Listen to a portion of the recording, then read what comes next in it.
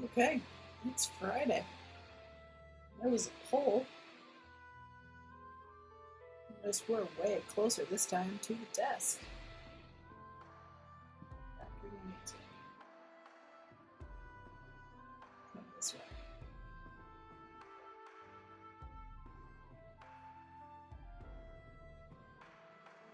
Yeah, there we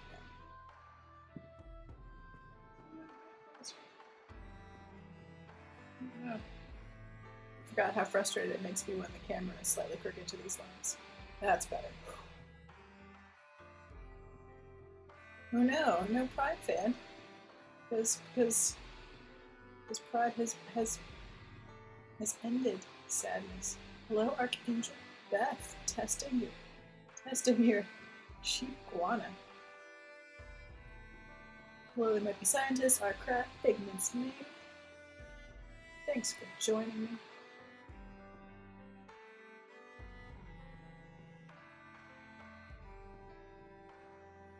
I'm working on some clay here. I put up an impromptu poll out of curiosity mainly. Hello, get to know each other. There's a lot of hiss and rustle in my back.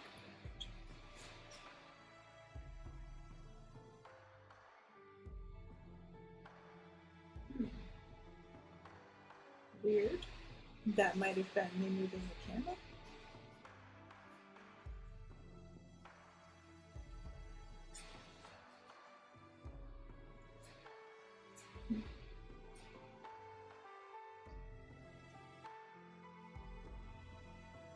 Whenever I talk, what if I turn this down?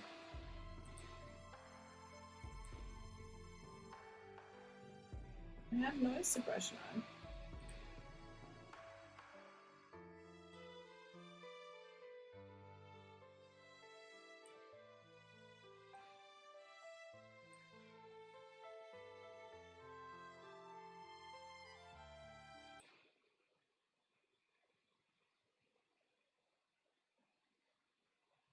Now it's louder. It is so weird.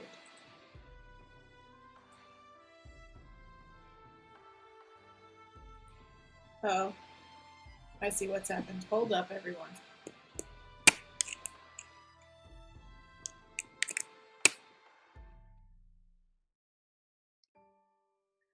Hey, is this better clean audio now?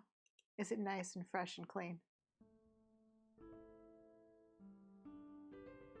Have we? Yeah. What happened? What happened was my computer did not believe I had plugged in my lavalier microphone and was attempting to record me through my laptop microphone.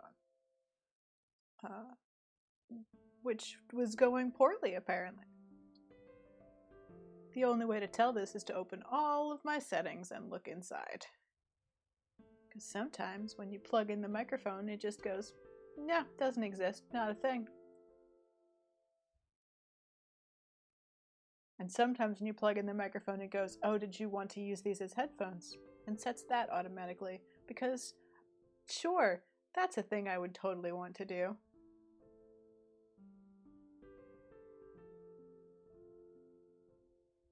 But we have fixed it. It's using the proper, very expensive, very nice microphone now. And during that time, I have worked this polymer clay into something soft and moldable. So,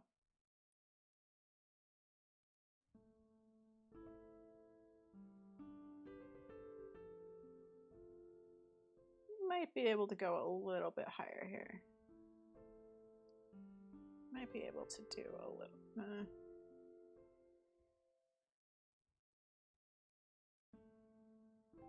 Yeah, that's probably okay.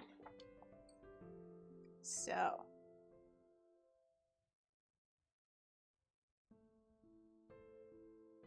a brief moment of peace. Yeah, sorry about that. Thanks for alerting me to it. There's no real way for me to tell unless I go back into my audio settings 2 layers in check to see that my computer has failed me.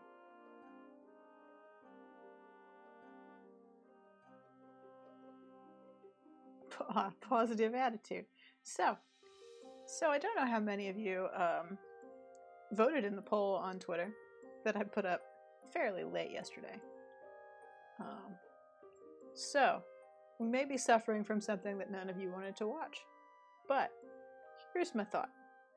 2 ideas. First idea is to do a sort of medallion. And I don't know if I've got a medallion-like thing just floating around here somewhere.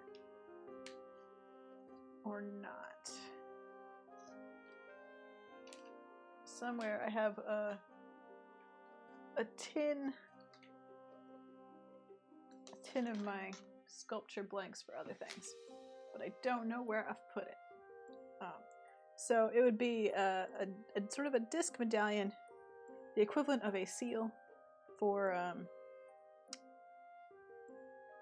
like a wax stamp, but we could use it to make ceramic pendants, and it would be a dancing rat for that's the dancing rat.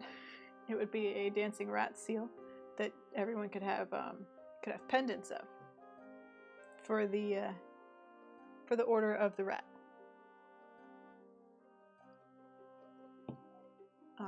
Pick one of the dancing rats, and then it would be. I was thinking about like a $50 size, like a pretty large size, because then it'll shrink some in ceramic.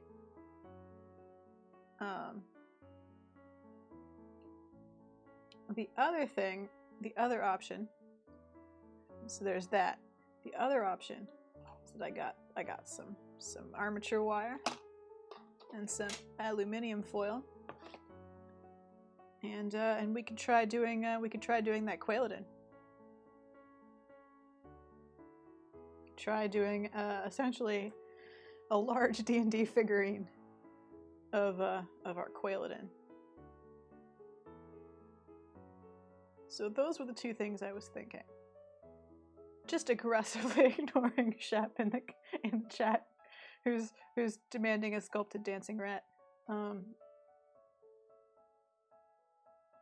Just for fun.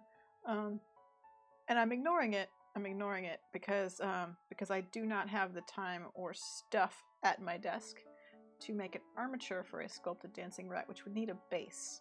I don't have a base. I can mess around with the quailodin for a long time before giving him a base, because the legs are so fiddly. I would want to do them separately and sort of attach them together.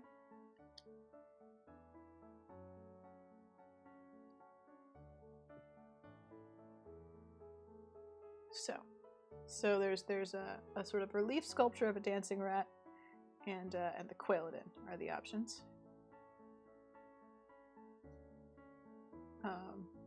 Sleeping quailodin, no legs. Yes, just tucked up. So fun thing about polymer clay is that I can touch my computer without getting clay all over it, which is nice. So I can just open whatever reference we want. So I got a page of dancing rats. I've got quailodin, and a barred potu, of course. And now I've lost you, chat. There you are. A life-size dancing votive rat is not the right thing to make in polymer clay, Shep. That is the wrong thing to make. It is too large. That would require a lot of planning. Probably a heat gun. Might as well do it with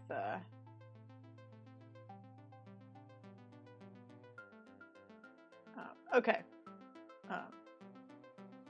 Votes.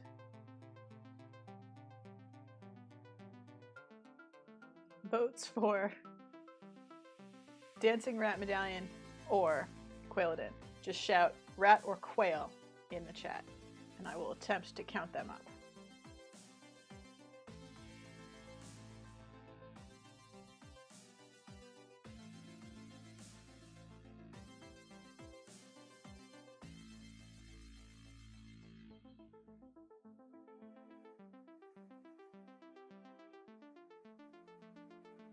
Cool, a perfect tie.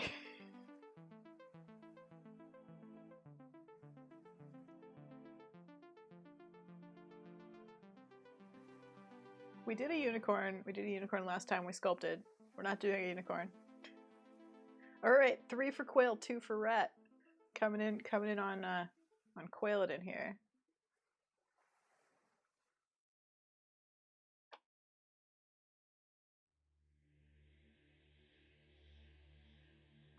Oh, good. Now it's 3 for quail and 3 for rat. Right. Well.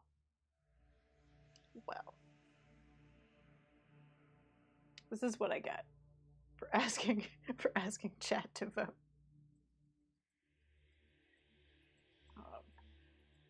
Here, I'll make you feel better about unicorn. It's right here.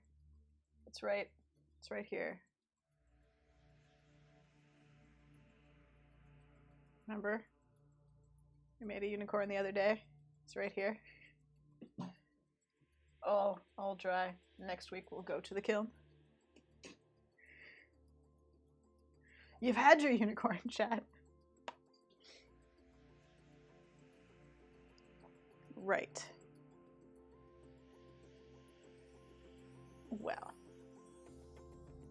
Tell you what we'll do. We'll start by making a little armature. Get some, I've never been fully certain how this thing is supposed to work. I'll be honest. I basically end up doing that.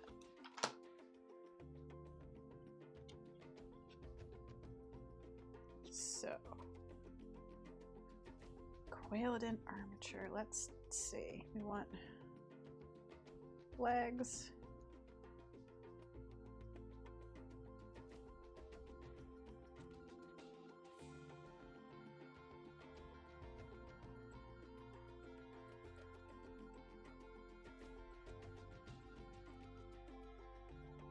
And we'll need wings. Well, arms, wings. Dancing Quailodin.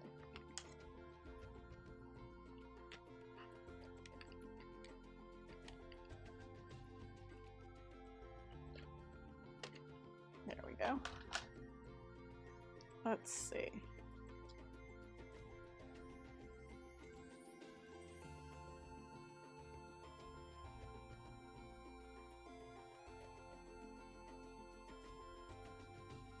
And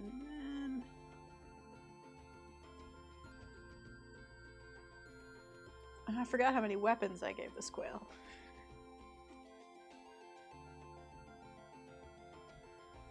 Such foolishness.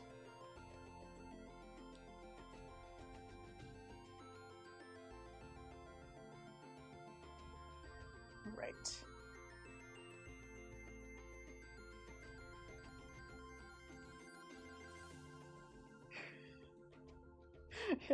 Yeah, it's true. Archangel Beth did totally abstain just to not have the deciding vote, which, I mean, is fair, kind of, you know. Who wants to be the one that, like, actually chooses?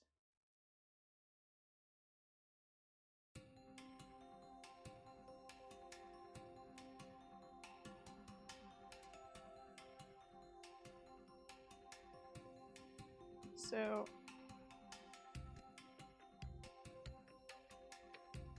just kind of working on the general. This actually needs to be higher.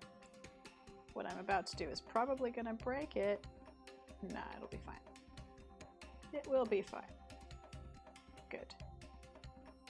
Let's grab ourselves some aluminium foil.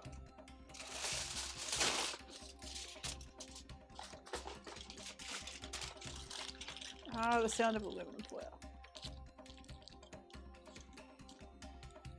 Huh. We getting new music from MusicBot. Aluminum foil crinkle noises.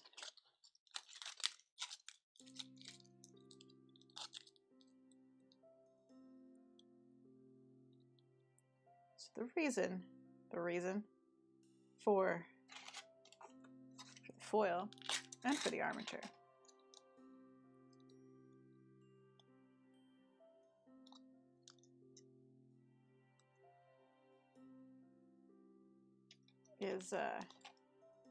because the thicker you do polymer clay, the less likely it is to bake properly all the way through. The harder it is to get all of it set before some of it burns. And that's no fun.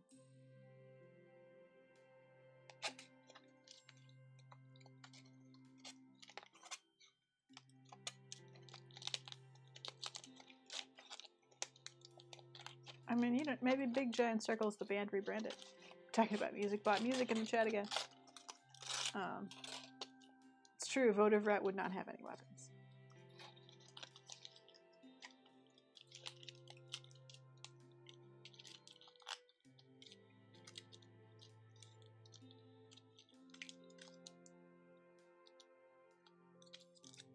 But now I'm just being contrary.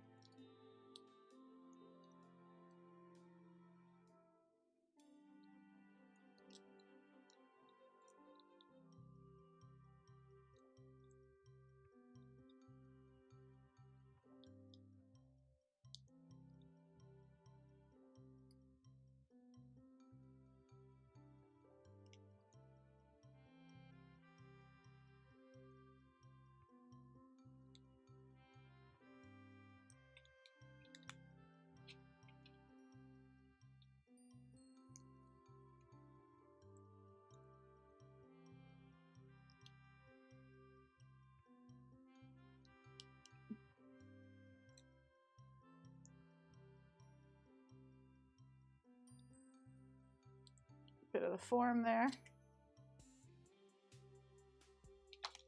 Oops.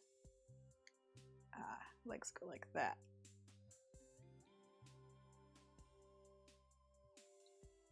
So, Quailodon, tiny Quailodon armature.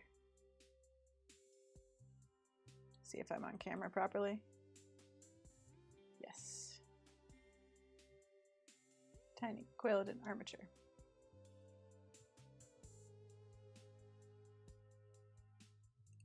Too many things on screen at once. Come back, chat. There you are.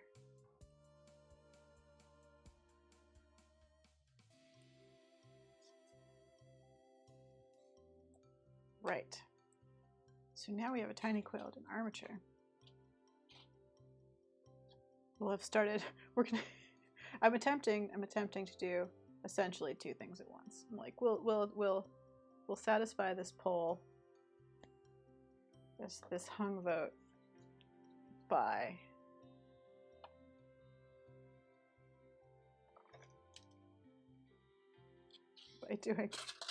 doing multiple things kind of simultaneously here.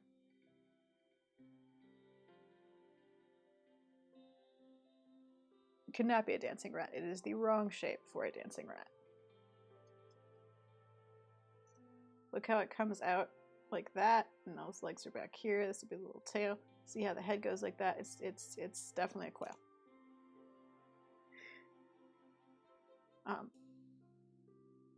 And now this may affect how you feel about the dancing rat choice that I have made. Just gonna flatten that down to about there. That seems, because we'll take some of that away. The thing about the stamp dancing rat is that you could all have one. I can't reproduce a polymer clay sculpture with a bunch of fiddly bits. Not really. Not realistically. But if I make a relief sculpture, I can make a stamp. And from that stamp, I can just stamp ceramic. Which means that I can easily make ceramic rat pendant slash seals slash coasters. I don't, just stamped things with dancing rats.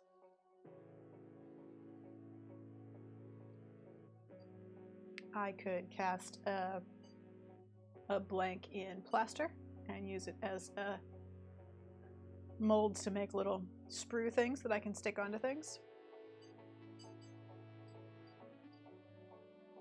So the reason for that thought process is for all of you.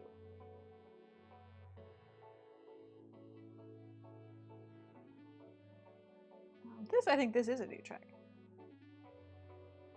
So, hang on. I realized part of my problem here. There we go. Get a spotlight going.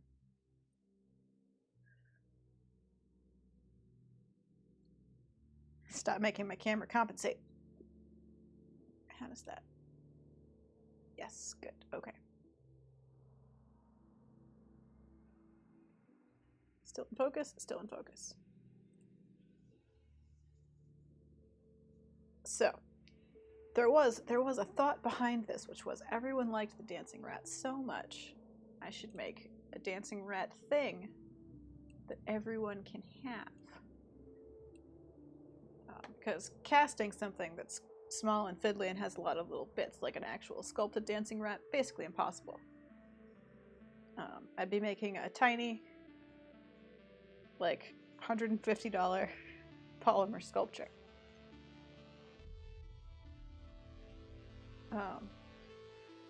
So this way, I'm basically making white rat tokens that everyone can have.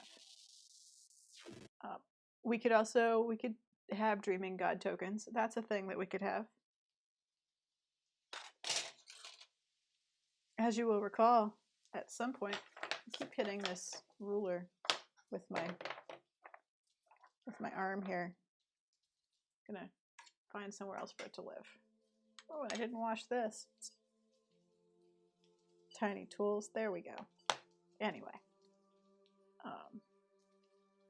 So which dancing rat?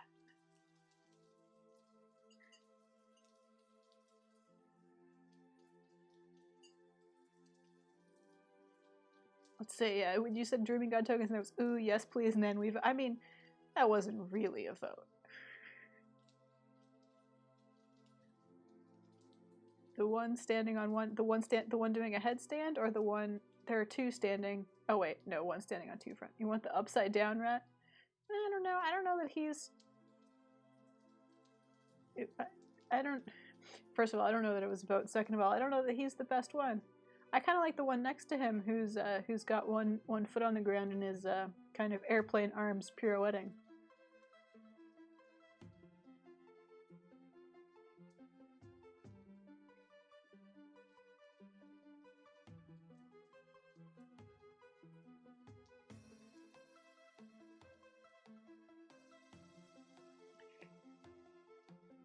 So like,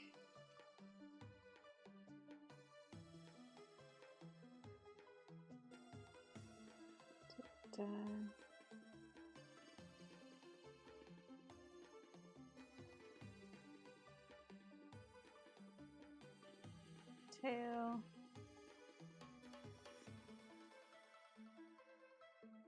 leg,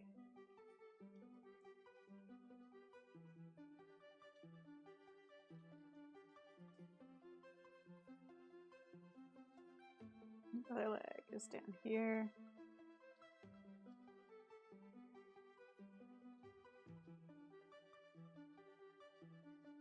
Oops, not quite.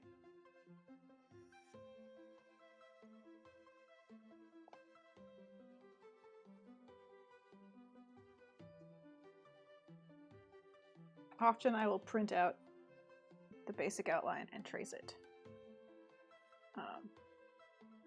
Shep claims that it was definitely a vote. Well, chat, here's what you can do while I sketch rats on clay. Hopefully in focus is you can tell me what the dreaming god token would look like. Because I'll be honest, I don't remember anything about that symbology. I was way more interested in the demons, which, I don't know, says something about me, I guess.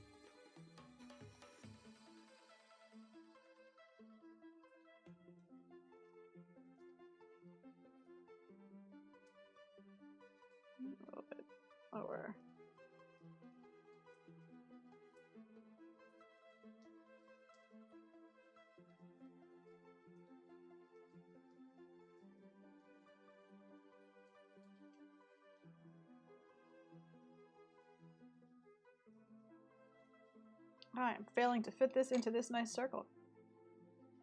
Over and over and over again.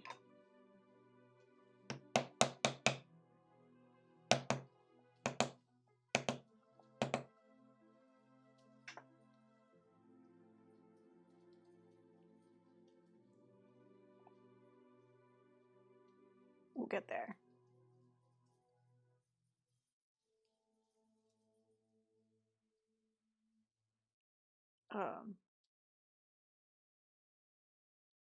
Oh, it's a closed eye.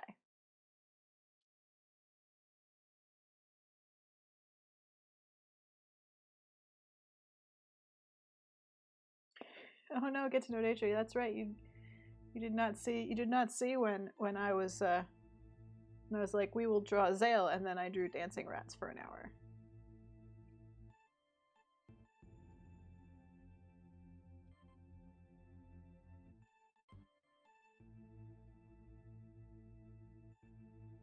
Okay, I'm gonna have to edit this pose, I think, for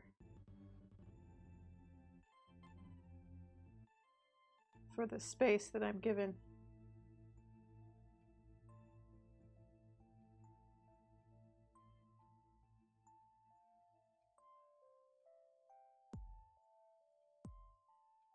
Because, yep, he needs his little hand on his little rat hip. So what happened was we were talking about clothing when I was drawing Zale.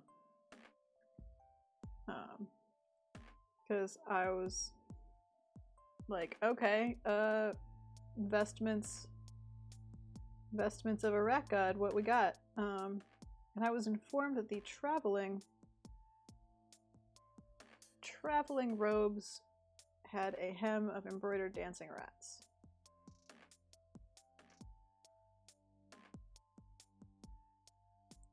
And I said, good then, that is what we are doing for the rest of the day. That's just definitely what happens now.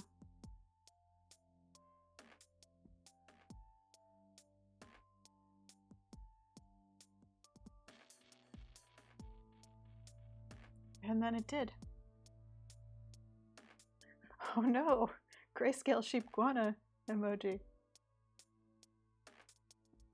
So the dreaming god's symbol is just a closed eye.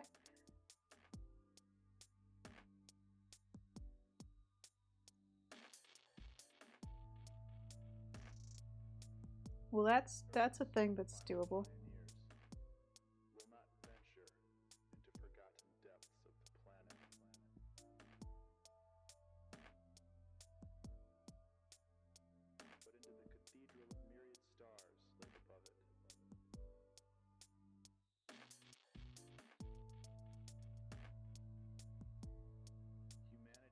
So you're getting to see me draw after all.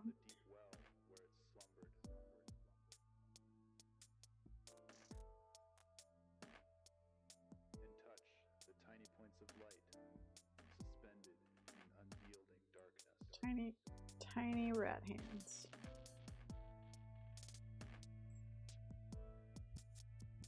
Oh, we'll deal with those in a minute. That's gonna be quite the thing. It turns out.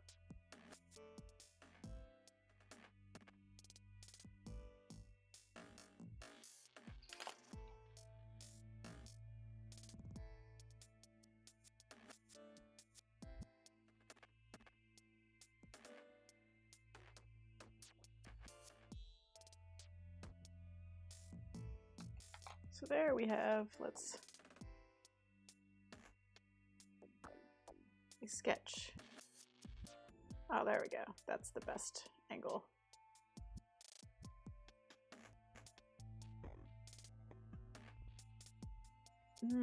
Figments made, would it survive? Maybe. Might survive being squished into wet leather to leave a clear imprint.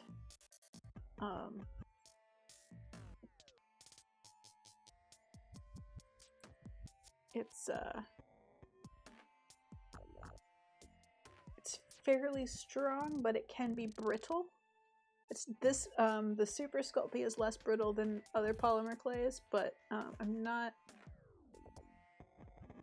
I think if you had a nice flat disc like this and glued it to something like a wooden dowel that covered the back and gave it support so that you weren't putting pressure like in individual bits, I think it might hold up for it. I think it might be okay. Okay, let's see where's my favorite tools?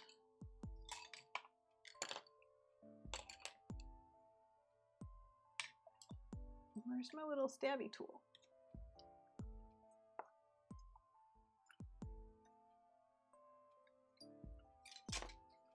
Just digging through tools like, but there's the stabby one.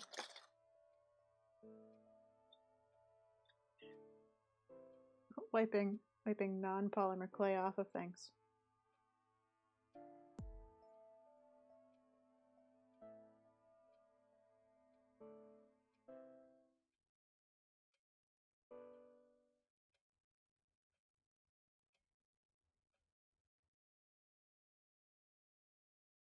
Yeah, Archangel Beth has a good suggestion, which is you might use the polymer to make an imprint in wax and then cast it in metal from the wax.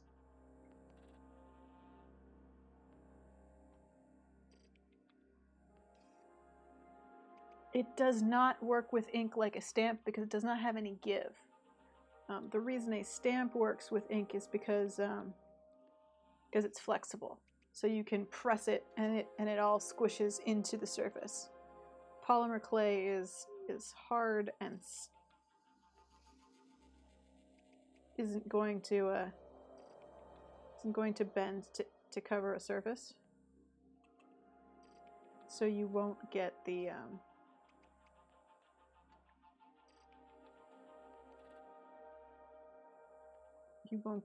coverage on the ink. Makes a very bad stamp. Okay. You could use it like a wood block, but you'd have to make sure that it was... So, a wood block is printing a flat surface as you're cutting away from that flat surface. Sculpting something in polymer clay, this is not a fully flat surface. So, anything that's slightly not flush is going to present a problem. Also, you'd have to set it like this and roll over it like a wood block. You couldn't stamp it like a stamp.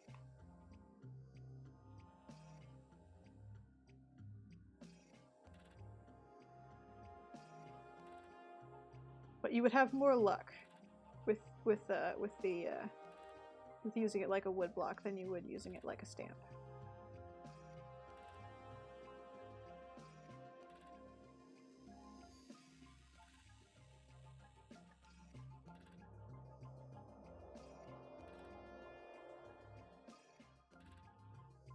But unlike a wood block, you cannot use water and pigment inks with it because it is completely non-porous and they'll just pool on it and it won't work. So you'll have to use an acrylic style or an oil-based printing ink to do a print from polymer clay.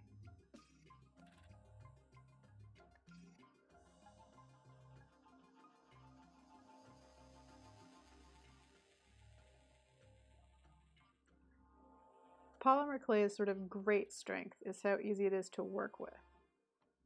And I use it mostly to make blanks for other things. For example, do I have it over here? I do. For example, you can use polymer clay to sculpt a thing and then make a ceramic mold of it.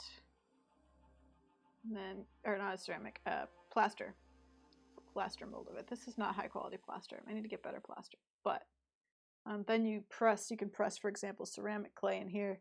The plaster wicks away the water, which means that once you press that in the molds, you can wait for a bit and then it will unmold really easily without losing any of the detail.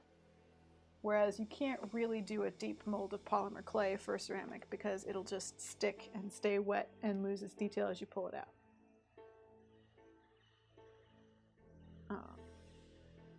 Polymer clay is good for sculpting something and then making, for example, like a wax mold and then a wax blank and then casting in metal. Because it's easy to make a silicone mold that will work for both wax and a polymer clay.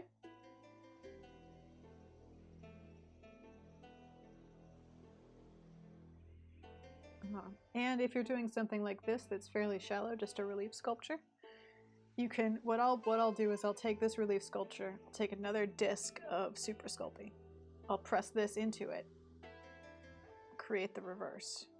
In creating that reverse, I'll sort of generally solve any problems where something might stick. So where there's too much of an overhang, that will be kind of naturally removed. And then I'll have sort of the 3D reverse stamp of this, and I can just stamp it into ceramic.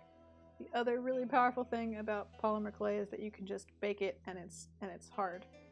So you can make a mold and a reverse mold in, 30 minutes instead of days. Waiting for things to set and unmolding them and remolding them and recasting them.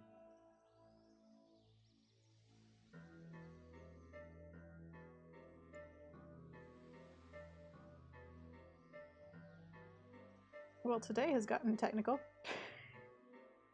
Thanks for asking technical questions about clay.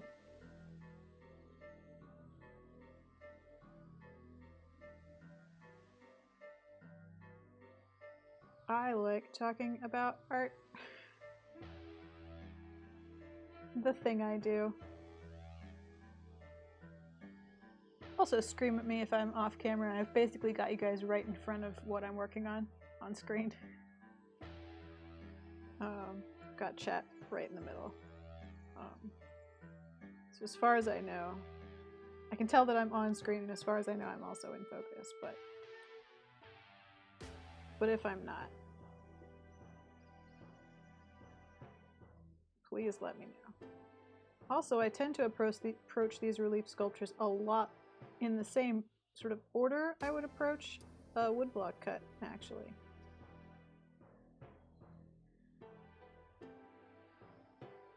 It's a different process, but it's the same kind of, I'm pressing down and scraping away sort of the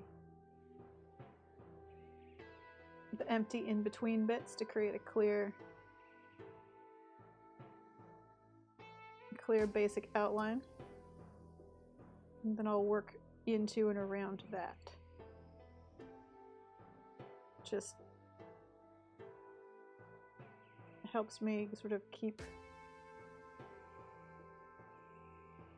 the shape that I want kind of clear.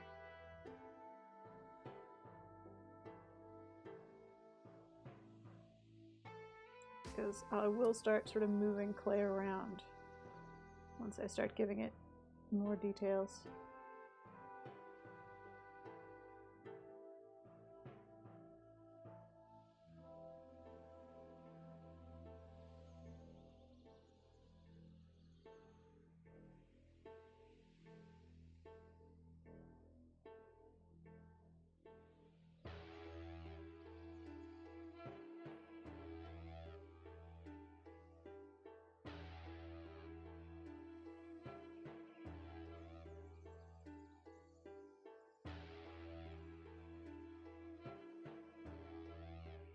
Tiny ears.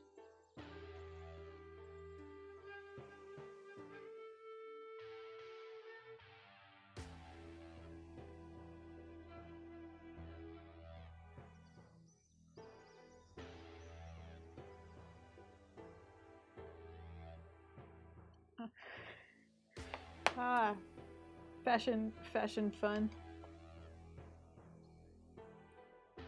Tomorrow I will be hiding from the potential crowds of people who may go outside. I don't want any of that.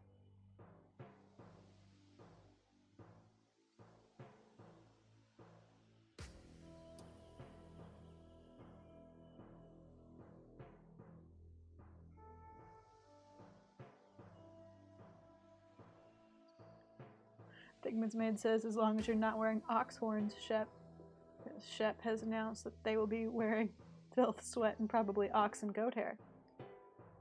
And I feel that ox horns is a strange place to draw that line. I feel like that seems perfectly in keeping.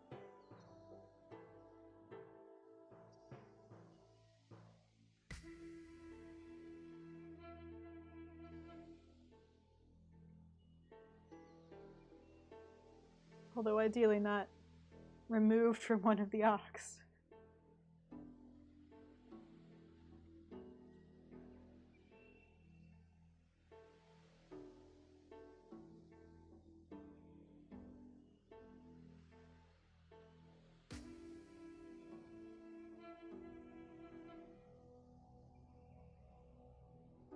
Oh dear. What?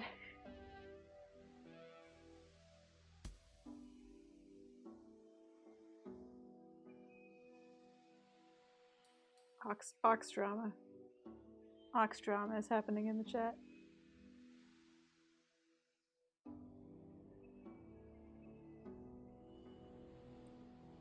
Things you miss on Twitter when you sleep until the afternoon.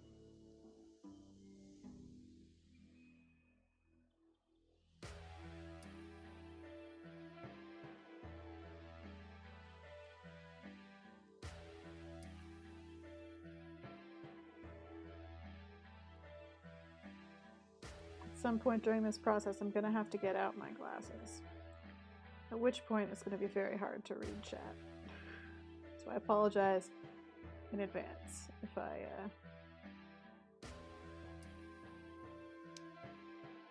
Oh, okay. Apparently Kevin was not even close to me. Chat is discussing being gored by oxen. And accusations have been leveled about proximity to goring by oxen.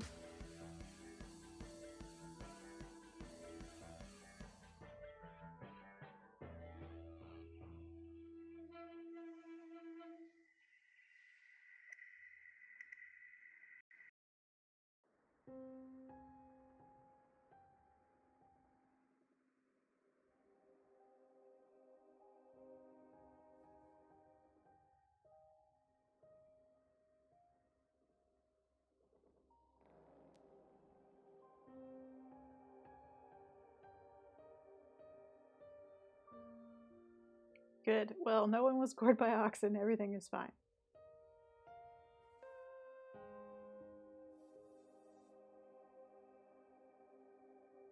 I would read the story out for those listening later. But I'll be honest, I feel like there's too much explanation that's required. Just know that no one was gored by an ox and everything is fine. Trust me, whatever you've imagined, the mystery that you're considering going on right now, future viewer, is better than the actual story.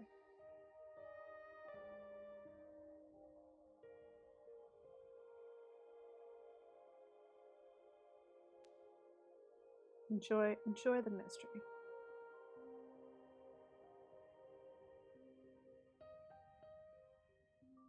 Enjoy the mystery and this dancing rat.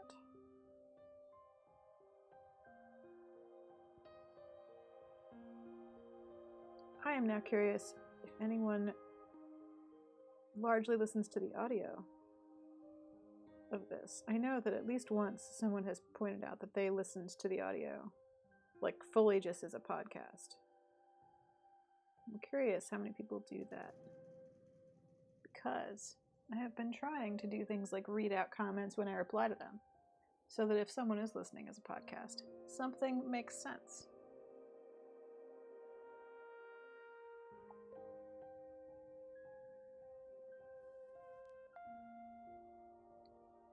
So that you can follow the whole conversation without seeing chat. But I'm just curious to know.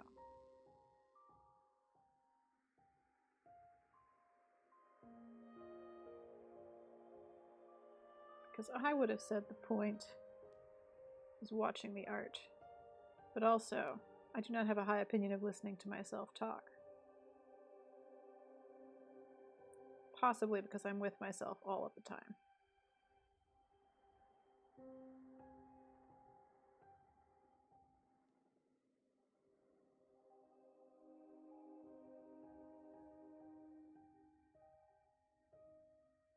Possibly just because I don't like listening to my voice back on playback audio, but who does? Doesn't think they sound funny later.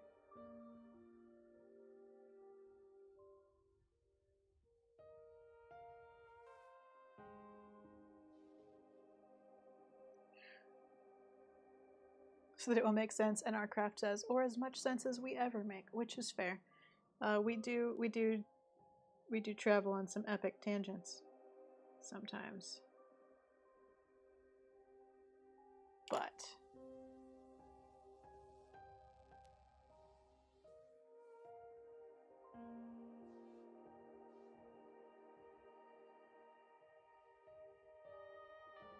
usually, it's all in a coherent story.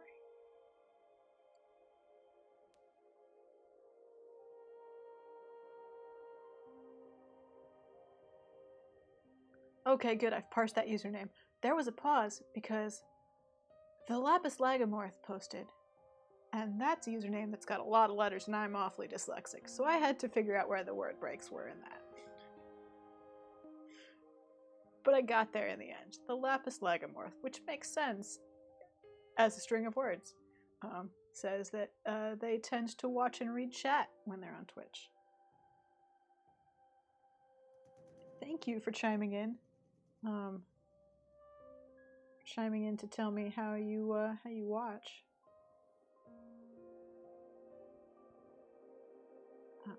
I know I have many silent watchers.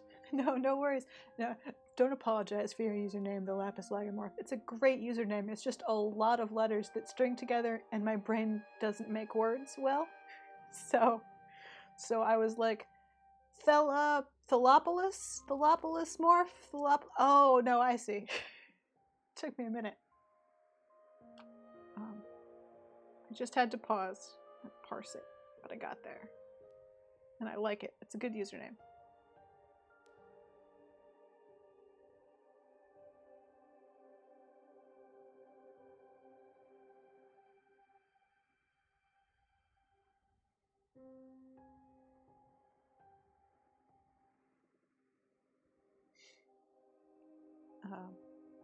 But I know that some people just don't comment in chat but watch.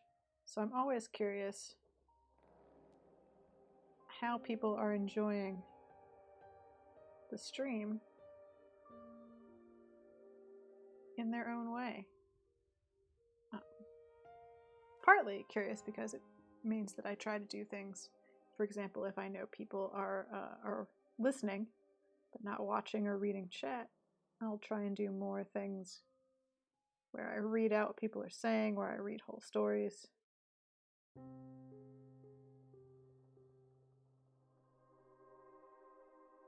That kind of thing. I want to facilitate everyone's fun.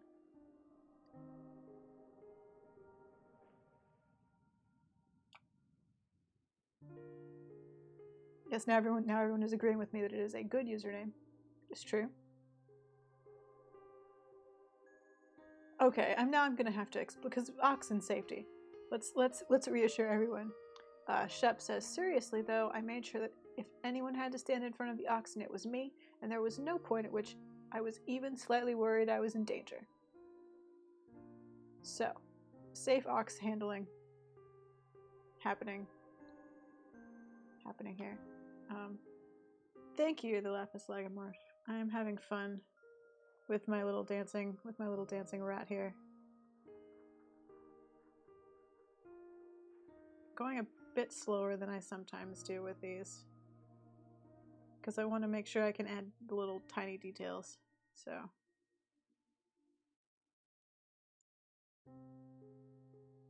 I'm being careful. But we're about to get to the fun part where we do face and ears and little toes.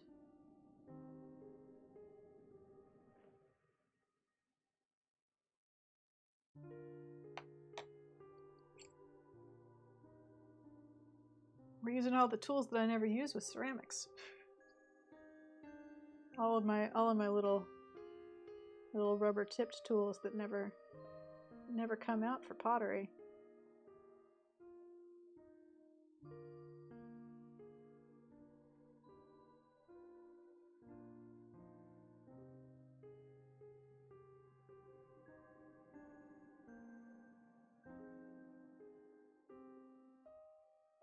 Oh no, it was Cole. Well, now I'm mad too. No one speaks Cole the Ox's name in vain. Cole is the best ox.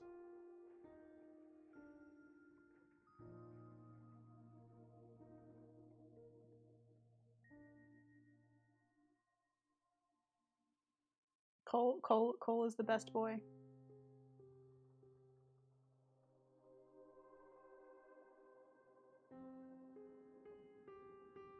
To be clear, I've never met Cole. I just have feelings for him.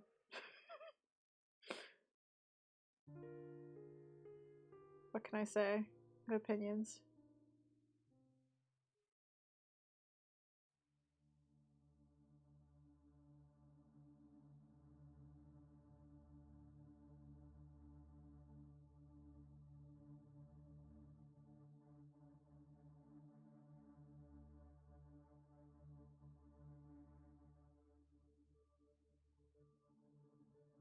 Opinions on other people's oxen.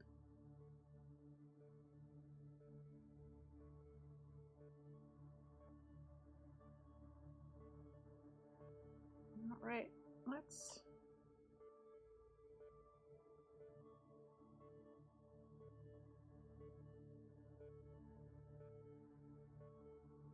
smooth out some edges here.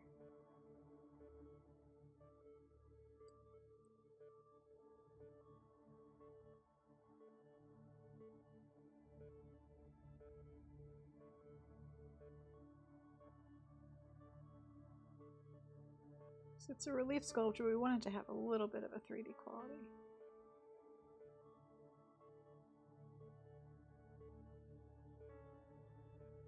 So we want a little bit of like a curve and a swell to the tummy. Little rat tummy. Different levels for different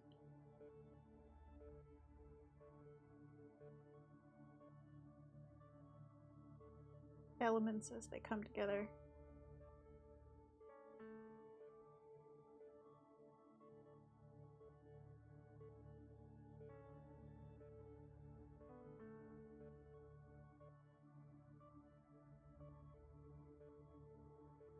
Chat is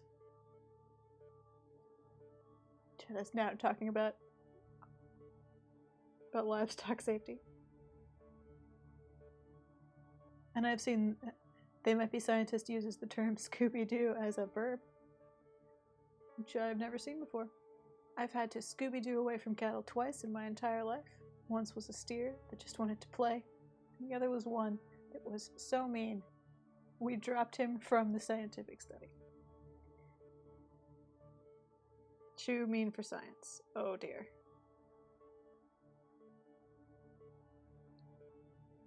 That's pretty mean.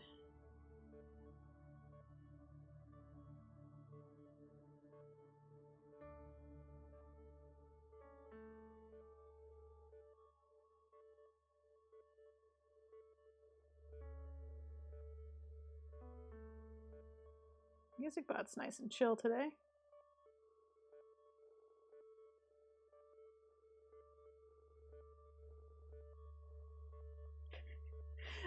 They Might Be Scientist says that you plan on 1% of animals just being too intractable for science.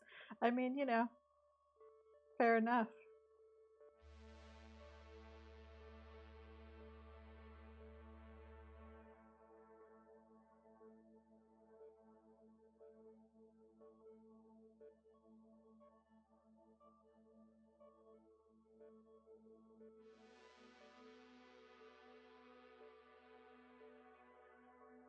I want him to have a little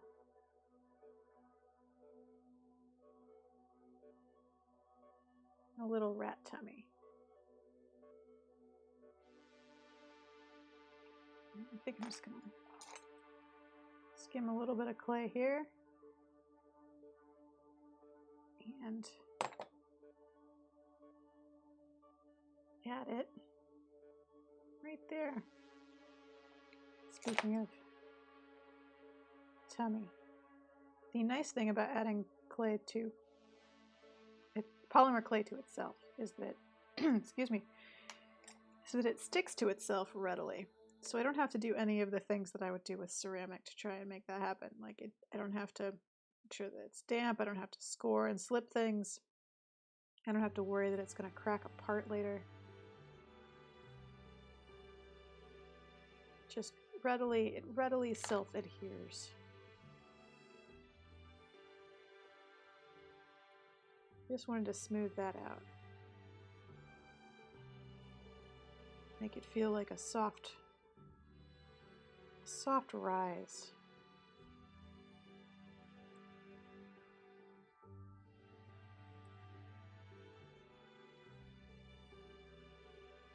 Well, I see my curtains have produced that single shaft of sunlight. There we go. Solved. Have fun at D&D Otenshi 3.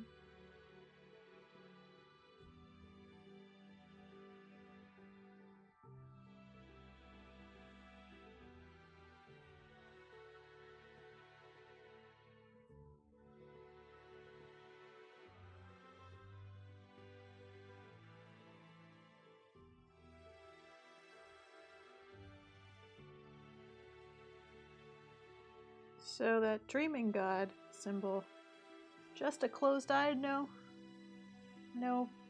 magic frippery around it, just one sleeping eye.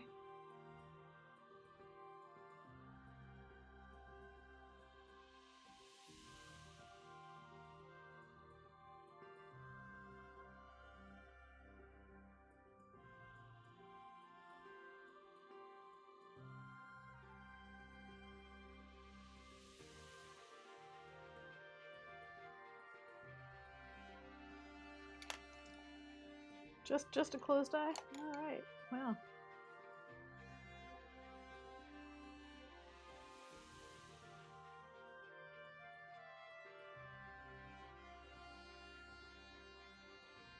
Well, alright then.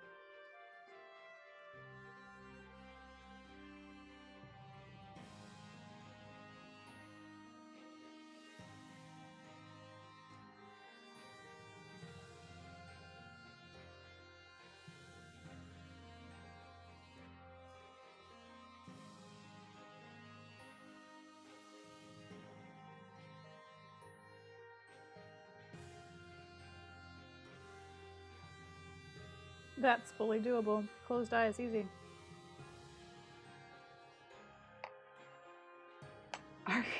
Our really wants to unlock the extra tier 1 emoji, you guys.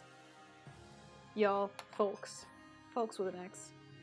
Gotta stop saying you guys. It's my 90s colloquialism.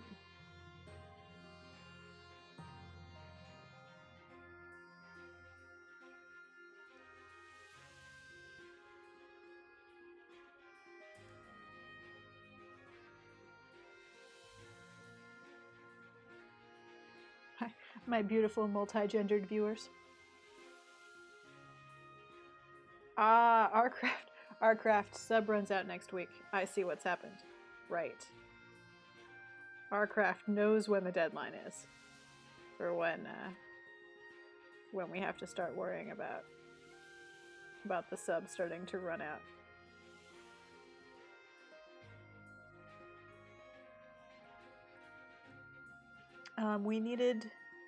We had 9 for 15 the last time I looked.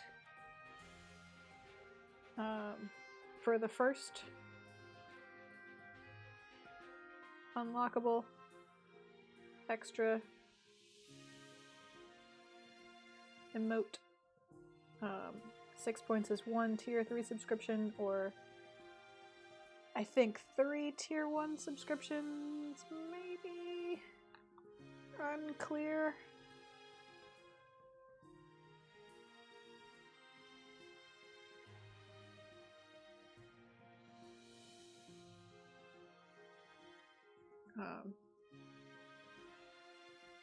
I can go to the window and look if we require accurate information at this moment. Because I'm not working with ceramic. I'm not covered in clay. My hands are just slightly weirdly oily feeling, which is what happens with polymer clay. I don't know, there's definitely some of it on my hands, but it feels more like a hand lotion than anything. Probably because it's made from things like petrol. Aha! So it would be 3 tier 2 subscriptions, 1 tier 3 subscription, or 6 tier 1 subscriptions. Mathematically speaking.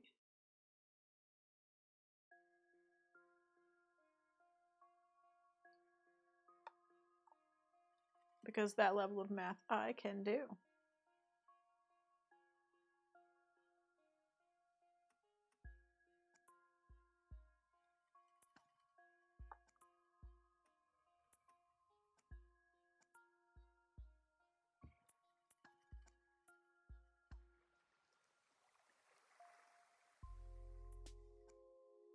And as always, the disclaimer here is that this is you, the viewers, buying access to a POTU emote.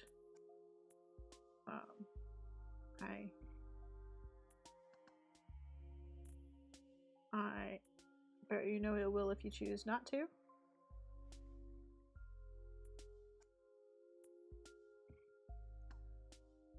This is just gaming the system, is all it is. We're attempting enough one-time subscriptions to unlock an extra emote.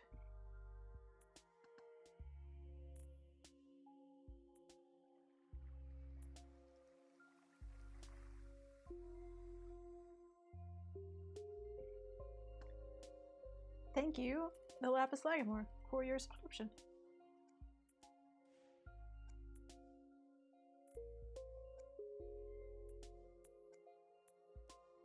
Once we have a spare tier 1, I will add the POTU to the unlockable emotes with channel points. I have turned down the what things cost with channel points. I can turn it down farther if people still feel like it's a little bit much, but channel points are so easy to get that I hope that it's set to a level that everyone can just use every stream. Because that is what I would prefer. I would like everyone to be able to use all of the emotes.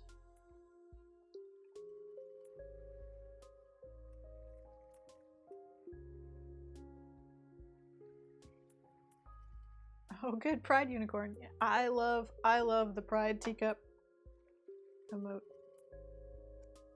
I feel like the reasons for that may be obvious, given my username, given my branding.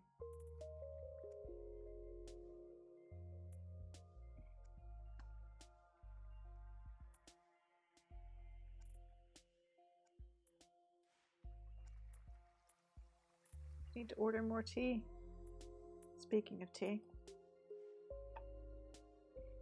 I'm almost out of all of my fancy tea.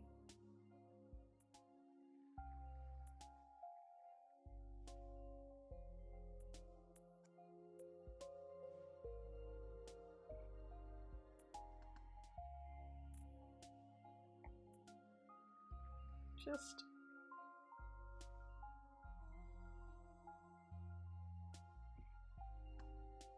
feels like this needs to be.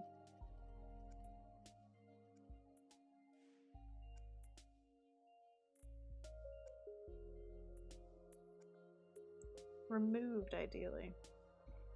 Scrape some clay out of here. Add it to here, maybe. Yeah.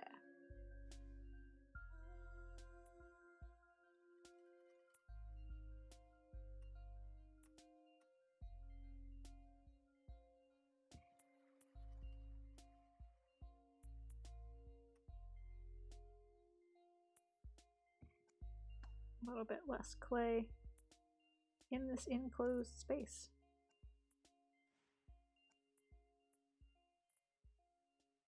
There we go. Better.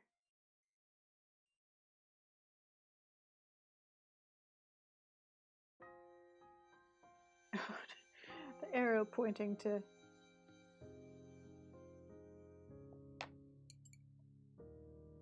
a sheep guana foot, I guess. Foot or shin.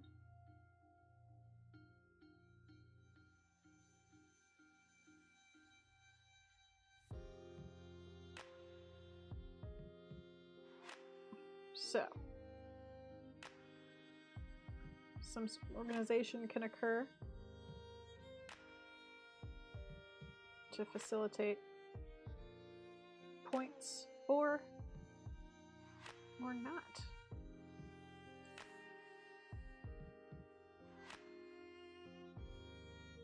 I am prepared to make, now that I understand how they're being used, now that I have proof of what I suspected all along, which is that the little tiny ones don't matter.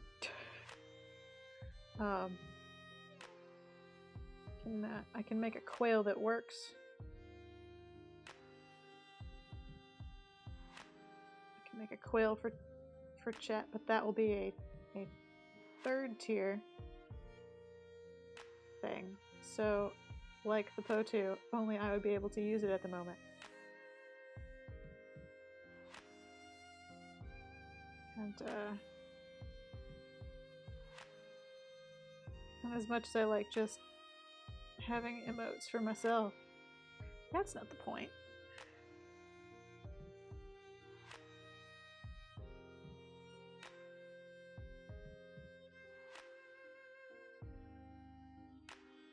Okay. I shall open the thing.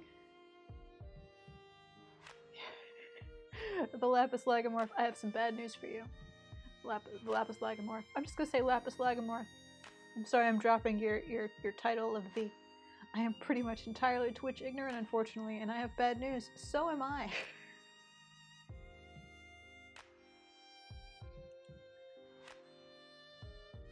So am I, and I am currently streaming on it. Let's open this here. Get me to my dashboard, which will have a nervous breakdown because it will try and tell me about the stream that I am currently streaming. I know, everything is hard. Everything is hard. We want to be over here though. There we go. Emotes. Okay, we currently have 10 points for 15 thanks to the lapis lagomorph. So, 5 more points. That was the wrong window to reopen. Minimize that. There we go.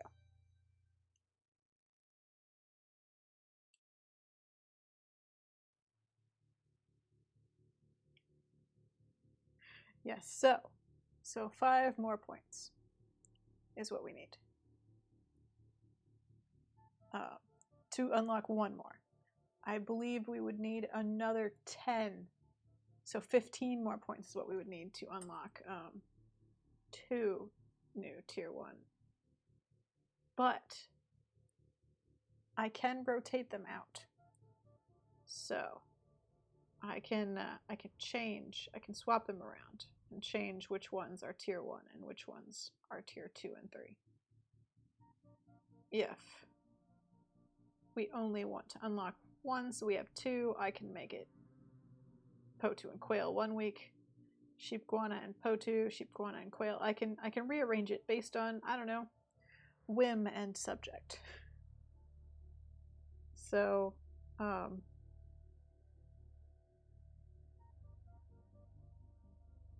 so that's also, it's fine.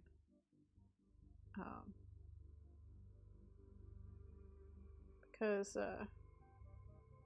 I know that a lot of people right now, especially myself included, are looking at extra expenses and going, well, will I keep the Hulu subscription? That's not, I don't have a Hulu subscription, but that was the thing that came to mind. I don't know.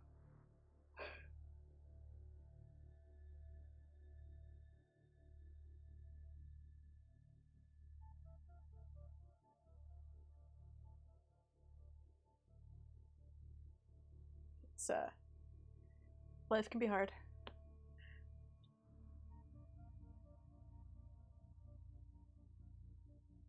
And if I could give you Po2 and Quail for free, I would. Genuinely, like, I tried to figure out how. But that it's part of the gamification of Twitch. Things unlock based on essentially getting people to participate and give Twitch money.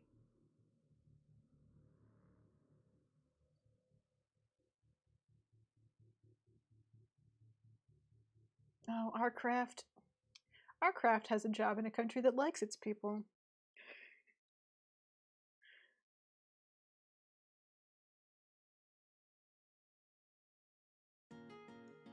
Interesting. Tier 3 is more expensive. It's just more expensive.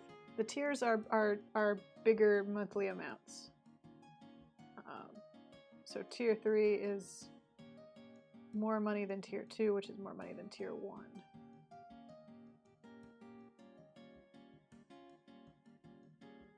Maybe you can't gift tier 2 and 3 accounts, or 2 subscriptions? I don't know.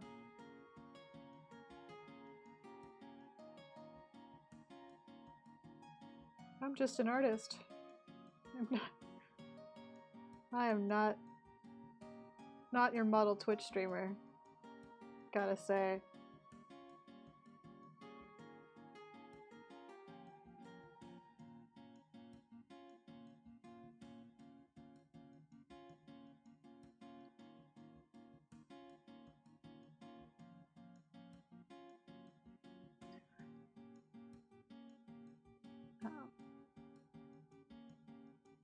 Y'all and your raises.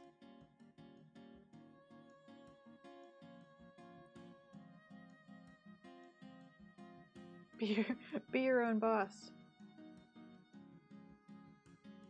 Give yourself a talk every year about how there's just not funds to give yourself a biannual raise.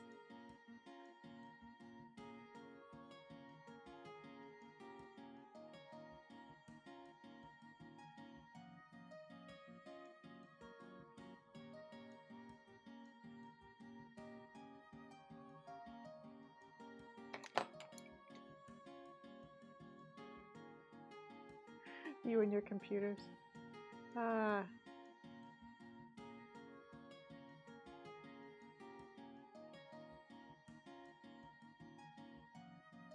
These kids these days and their apps.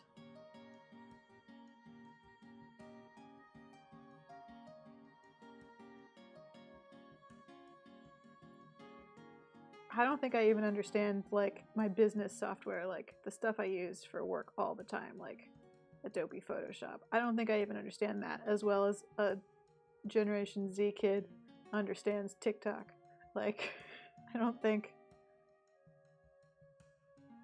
I'm capable of that kind of computer understanding.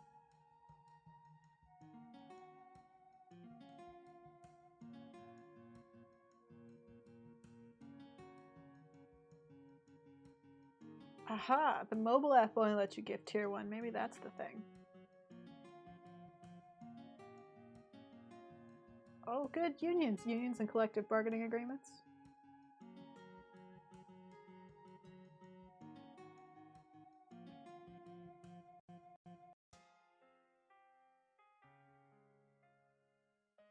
Be a freelance artist.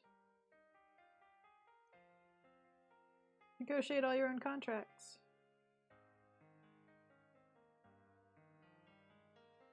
Set your own rates.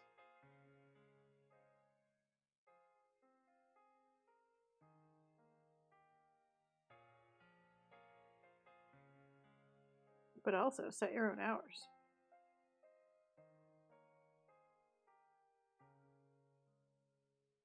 At this point, I'm just trying to make this less shiny for the camera.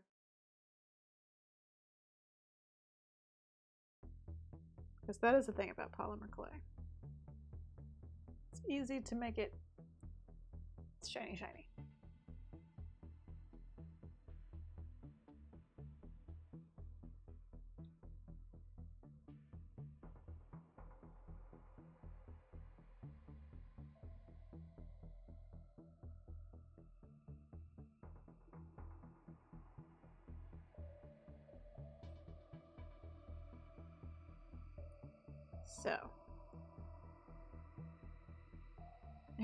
So there's my rant about self-employment. Oops. That just snuck in there. Was that a rant? I mean, TED Talk? I don't know.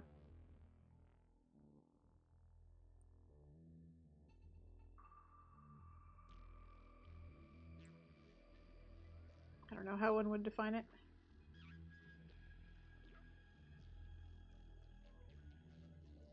Yeah, the Twitch mobile app is bad. I'm just gonna say that it's bad. The times that I have attempted to use it have just been bad. Like, it doesn't play if you minimize the app, like it turns off, which is just a weird choice. The app's on my phone. What if I need to check my email or do something while I'm like... My laptop will keep streaming if I've gone away from the window.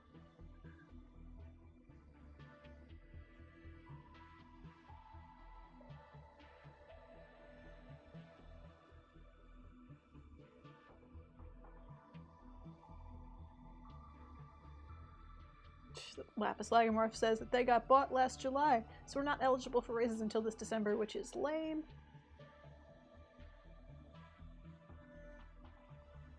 Disapprove. Disapprove of corporate shenanigans.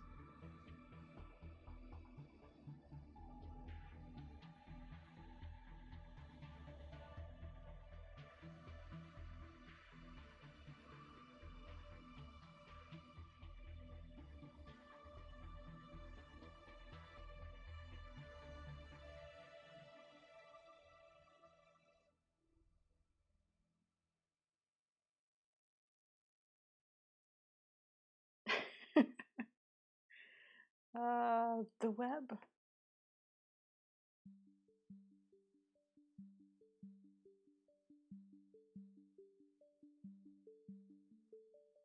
Okay, so our craft has done math, which is good because I certainly wasn't going to. Our craft says, I mathed it out. To get one emote, we need 1 tier 3 or 5 tier 1 subs, which are both $25. Weird. Weird on Auntie Shepherd's laptop. I'm lagging behind their phone. So weird.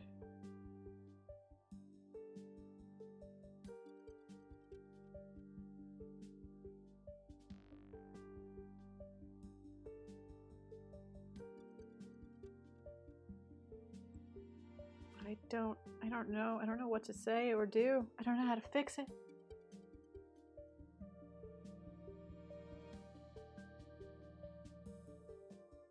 Oh, good, working from... So here's a thought, just to bring up the work from home thing. I feel that if you are currently in a job which can be done from home now, during this pandemic, I think that you should always be able to choose to work from home from now on. I think that it turns out that if you can work from home, you should have always had the option to.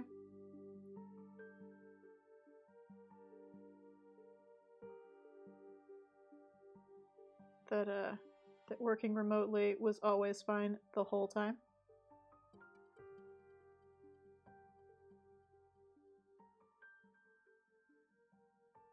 And if, for example, it allows someone with a disability to work for your company when they otherwise wouldn't, you should hire that person and let them work remotely. Because they'll still be an excellent asset to your company. Because we've proven that it turns out you can just work remotely. and it's fine, and things still get done. Every argument against it was a lie.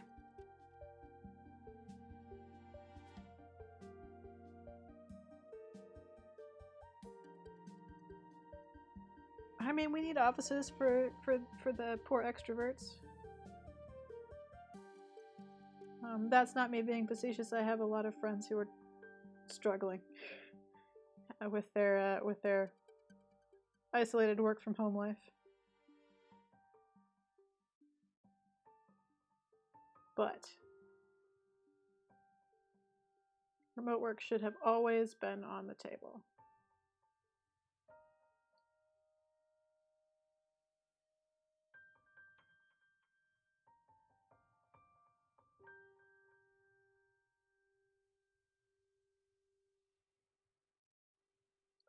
So 2 emotes would be $65. 3 emotes would be $105, and 4 emotes would be $170. Which, to be fair, is about what I'd charge a client to make them anyway. So, math's out, except I don't get that money.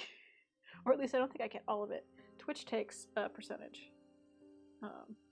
But in terms of value of emote art,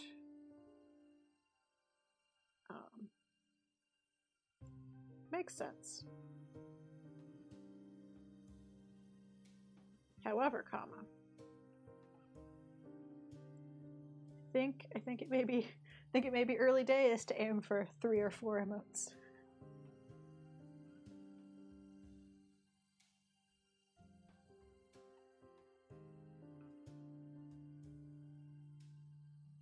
Yeah, some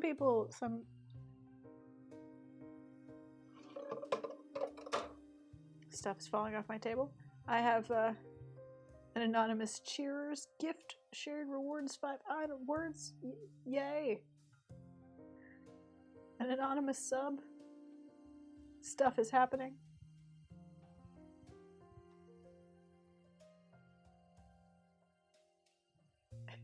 At an anonymous cheerer.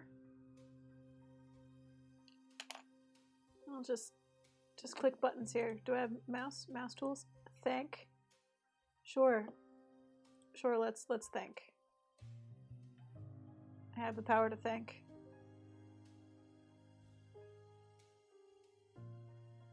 Oh. Yay. Is that a rhinoceros? That is a rhinoceros in sparkly glasses and a feather boa, I believe, which I fully support.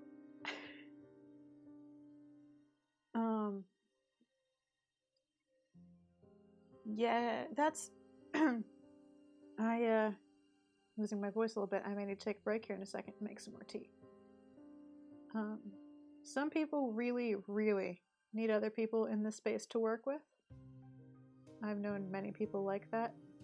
Same people who need to share an art studio to bounce off each other. And that is a legitimate psychological need. The same as I have a legitimate psychological need to not be in an open workspace.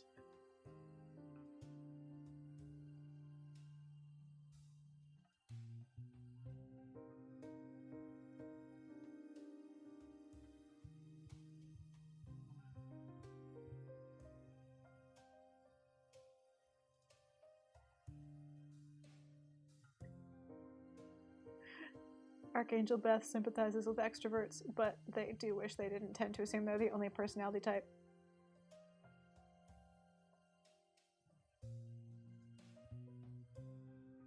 Oh, fencing classes, what?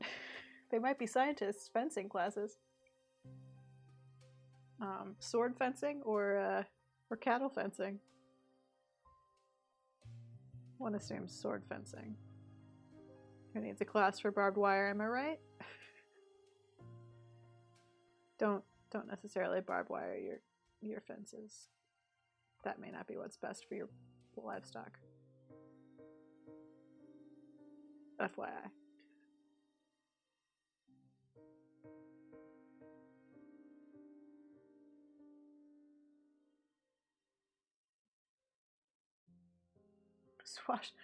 Swashbuckling. Nice. I was once long ago a foil fencer. Very long ago, like 20 years ago. So I assume now I would be a very bad foil fencer.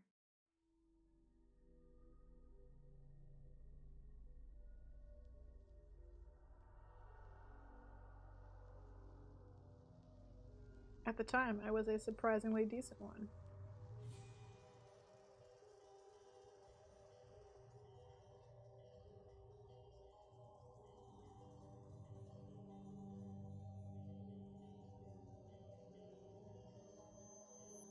That's true. Arcraft points out that the thing about unlocking many emotes at once is that it will be cheaper on the whole if it's all now. Because otherwise, everyone has to subscribe again for another month.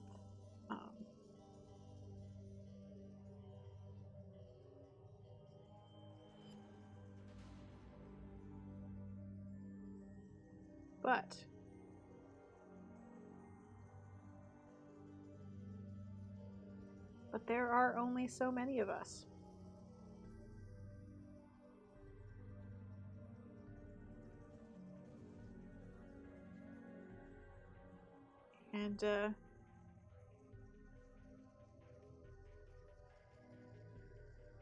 And many of you graciously support me on Patreon, which is genuinely where I'd rather the money go. In a long-term sense. Which is not endearing me to Twitch, I assume.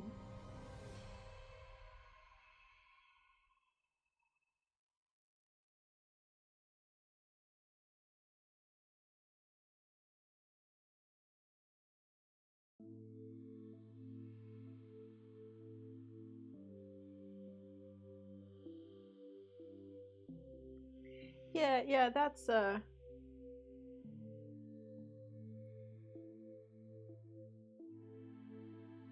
it would be, and so Lapis Lagomorph points out that they wish that the need of extroverts or people didn't seem to trump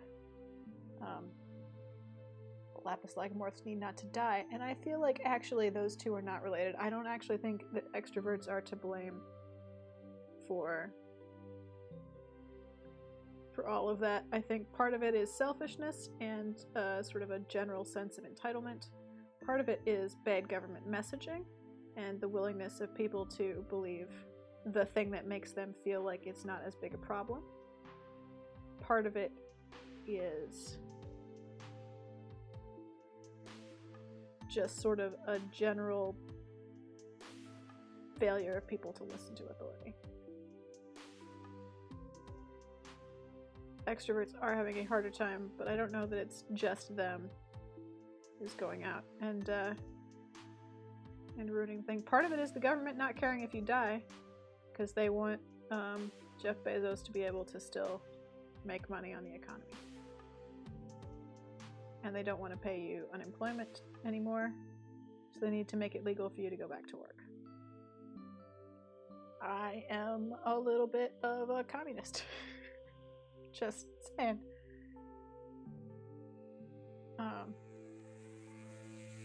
Oh yeah, fascists. Also fascists. They're always a problem.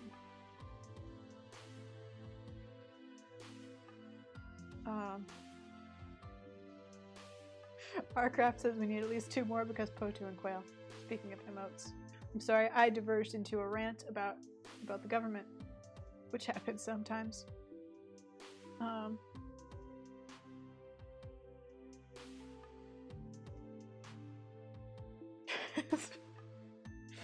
just sometimes drift into communism in these talks. Just drift into my anger against the general economy.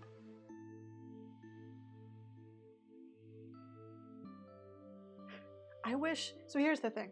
I'm just going to keep going with the rant for a minute. I wish that people would not talk about the economy as if it was a natural force, like gravity. Like, oh, we have to protect the economy. We can't let the economy fail. As if the economy isn't a thing we made up. As if the economy is not literally an invented system that we could just change.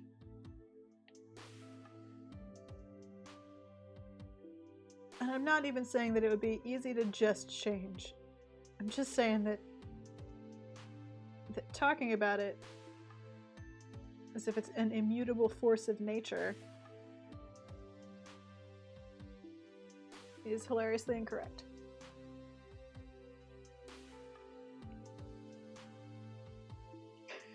Poor Artcraft, always here for the communist talk, but would really like to get the emote done or put it off and go get something to eat. Please don't starve yourself. Please don't delay your food in favor of attempting to unlock the POTU.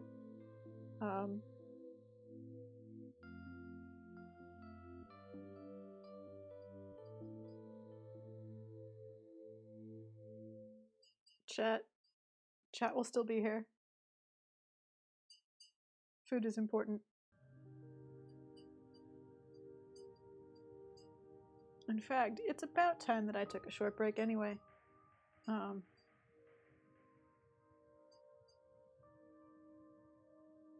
So that I can make more tea. Now that I've angrily told you how I feel about the economy.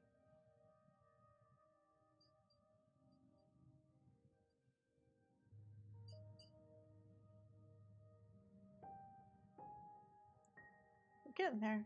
Getting about ready to do tiny details. There's our little there we go. Get the right. Let's tweak the focus.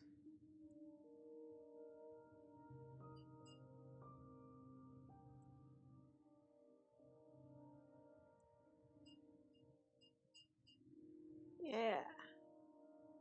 Oops. Some dancing rat. Now I need to remember to tweak it back. Nope, too far. Tweaked it back too far. There we go. Put that there.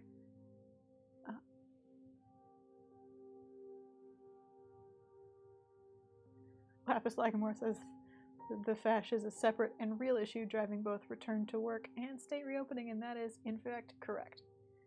And it's true. Shep will make me do a special emote stream if we gotta do it, I'll make a quail while we figure out the emotes. Yeah, a good little rat tummy. I'm gonna take a very quick break because I keep having to clear my throat, and my tea has gone cold. So I'm just gonna make another nice cup of tea quickly, and I'll be back in a few minutes. When we'll finish this up and maybe start on the Quailodon, or maybe we'll do a Dreaming God Eye. Don't know. Could be either. Could be both. I will stream until 6:30 because I started at 3:30 late for business stuff. So we got about an hour and a half, so there's time. What will we... I usually ask you to name things while I'm gone, so I guess name the dancing rat. Seems fine. Name the dancing rat and discuss communism, the sharing of resources, the reclaiming of the means of production, and abolishing the police. And I'll be back very shortly. Oh, can I make break time show you the rat? Here we go. I'll just move that there. There we go. Get both on screen.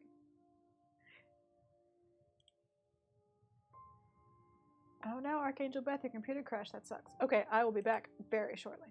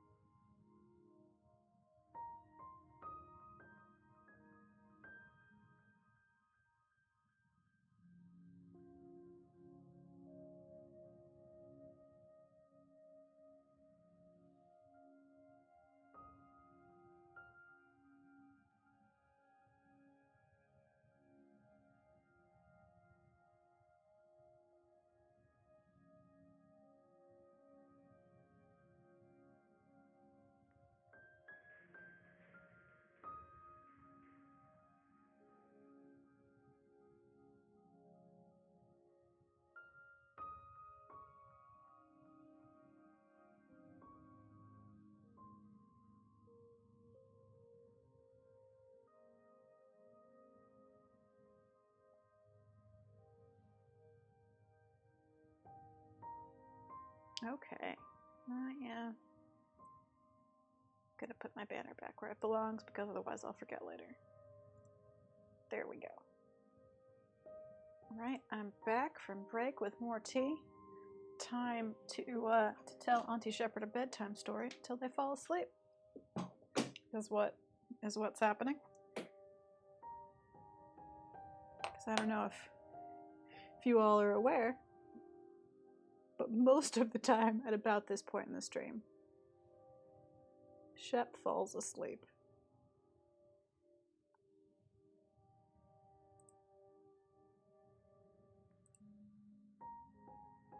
There's my settings panel.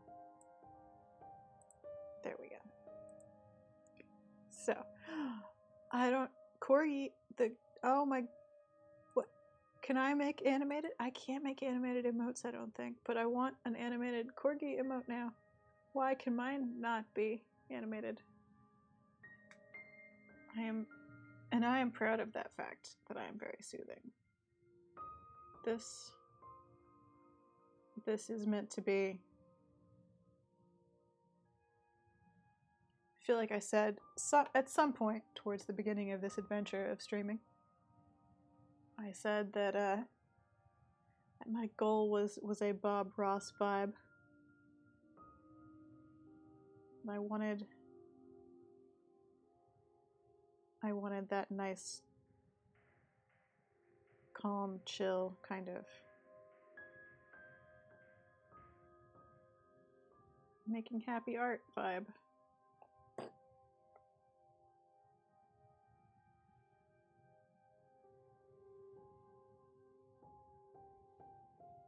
Yes, Lapis Lagomorph, I agree. I think Giles is a solid dancing rat name. I approve. Good suggestion.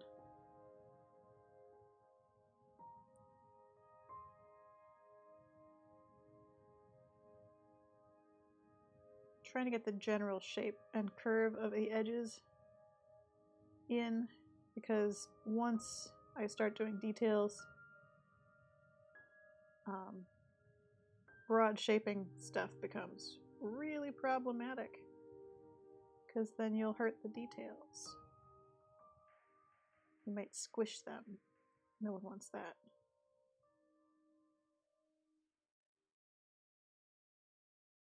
Nobody likes squished details.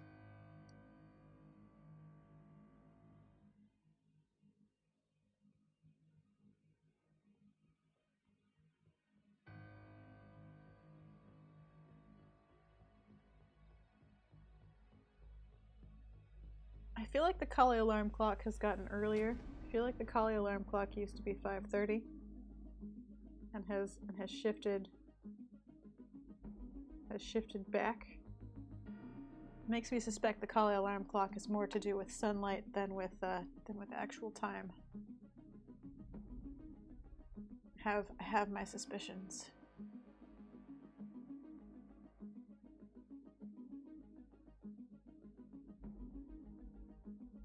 Yes, they might be scientists came up with Giles.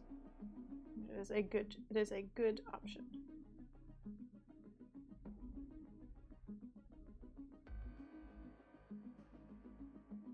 Oh no. Dropped the rat. Tidy up my edges. So I don't talk a lot about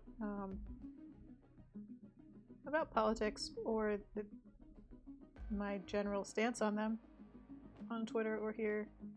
Well, I talk about it more on here, honestly. But I kind of feel like it's not something I'm great at. Other people are better at being captivating, phrasing things in a clear and useful way, teaching those things. And that I'm good at making art for all of you. I am the support.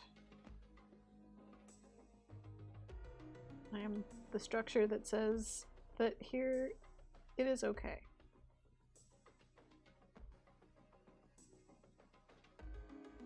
I'm here to give you a place where it is okay and there's happy dancing rats.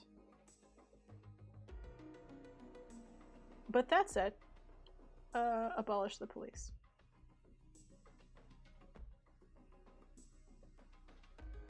Abolish the police.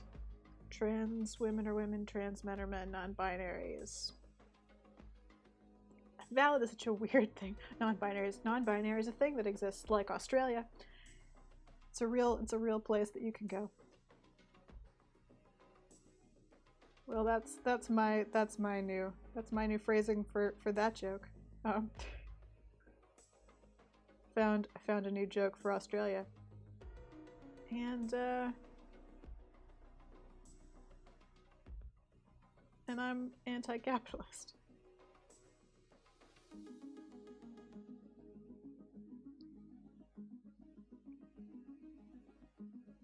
The mix of political commentary and soothing art. And random tangents, yes.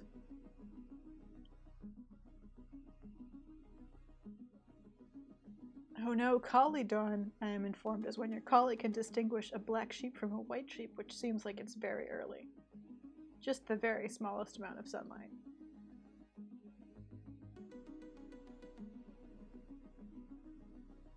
Yeah, remember those people that used to be like, you know, once you're older and you've got to pay taxes and all that, you'll get more conservative. And now we've all just become communists. We've all just gotten very angry with the system as we've gotten older.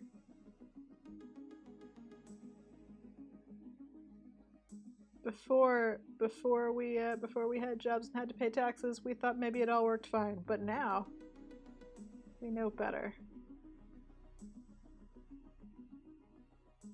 Neither birds nor Australia are real. Ah, so good.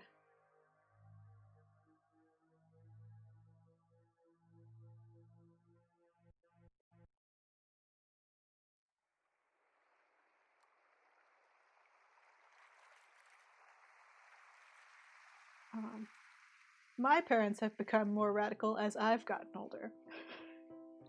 Slowly working to radicalize my family members. That sounds very odd. You know, slowly working to explain really good solutions for basic problems like systemic racism.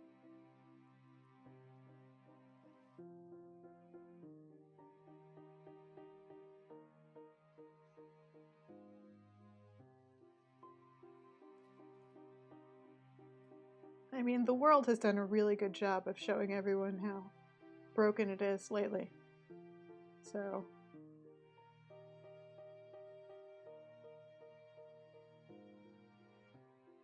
at this point, the proof is on video on Twitter. Please make those shirts. Oh, wait, which shirts? Which shirts? Australia, a real place that really exists shirts? Or the new slogan, non-binary, like Australia, it's a real thing that really exists. It's like a tangential an in-joke within an in-joke. Yeah, oh, Australia. Whole continent of conspiracy.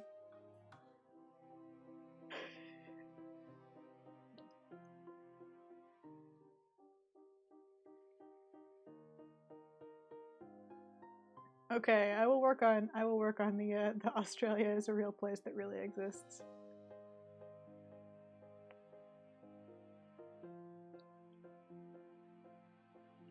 Wait, something is. Oh, Australia isn't real on a sign. Okay, I got it. But Australia is real, you can go there.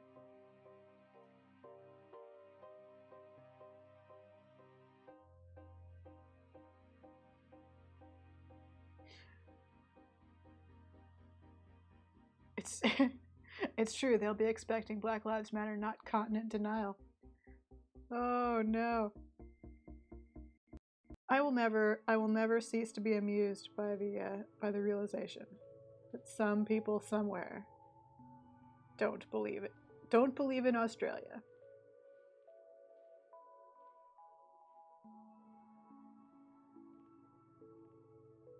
It's right, like, where do they think kangaroos come from?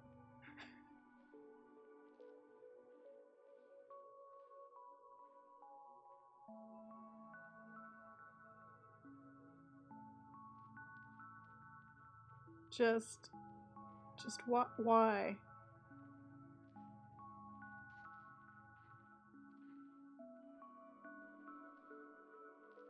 Thanks, they might be scientists, for self-censoring your own curse words. Because we do try and stay clean here, even when talking about abolishing the police and communism. You know, for the kids.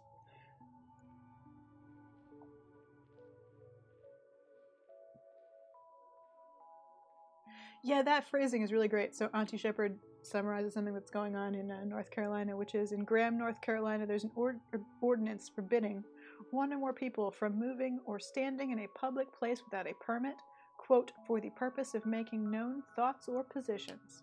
So my thought was just everyone should just stand there silently, not making any thoughts or positions known, and just stand there. Fill the place. Fill the place, just standing, silently, staring. No thoughts or positions.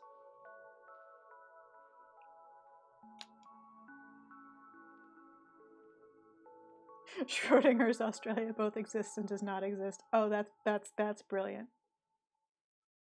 Just hold a sign that says, yeah, hold a sign that says, I am in Graham, North Carolina. That's a position.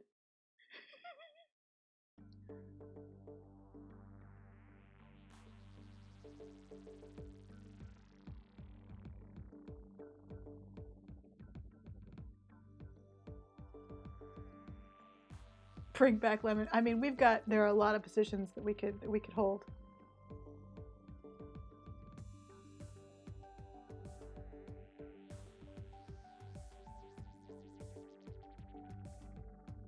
Unpopular opinion.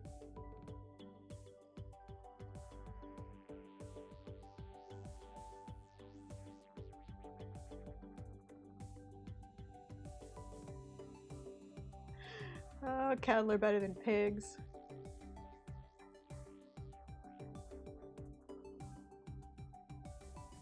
Australia isn't real would be pretty good. I feel like Australia isn't real is the funniest of the options so far.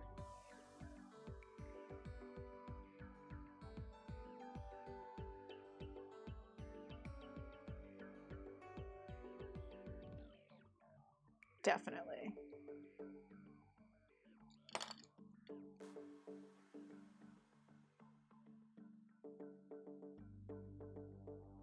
Let's get some details going here.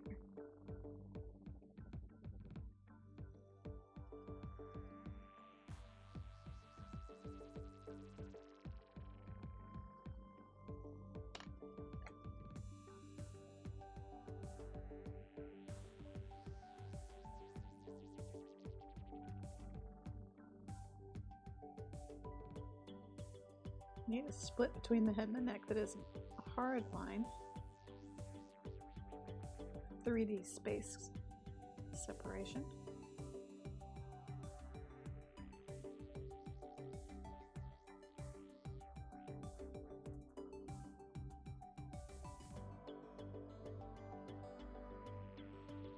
We've got sort of the mouth and the nose going.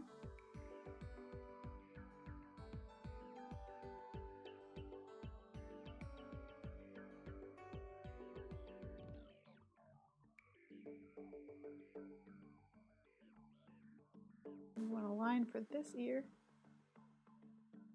This one needs to be back behind in our very shallow 3D space.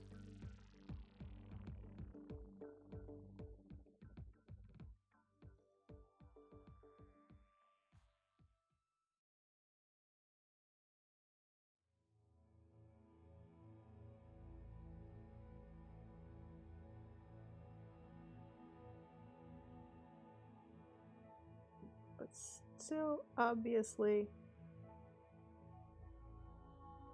a shape. Still a clear ear here in the background. There we go.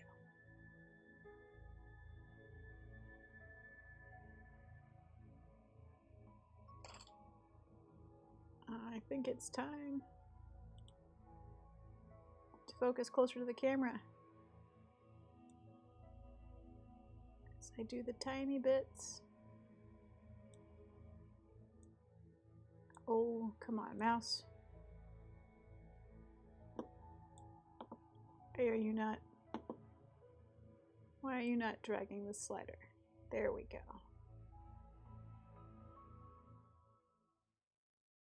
Real crisp focus.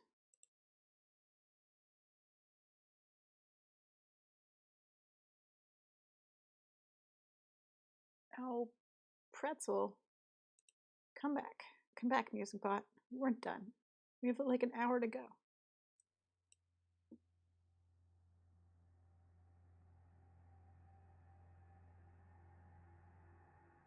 There.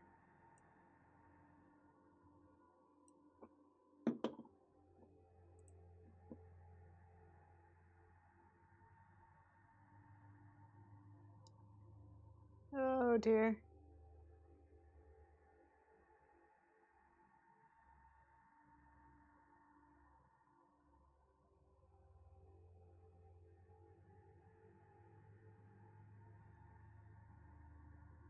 An unpermitted demo in favor of lemon Fanta would also be good. That's true. That would also be a pretty solid choice. All right, chat. It's time. I'm doing a tiny rat face. I'm putting on the reading glasses. Oh, I think my vision's gotten worse. I can now see you wearing these reading glasses. That's worrying. You're a little bit blurry, so.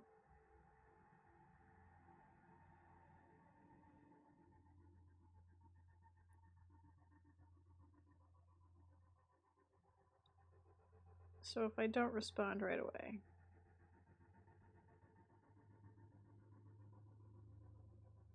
It's because I have on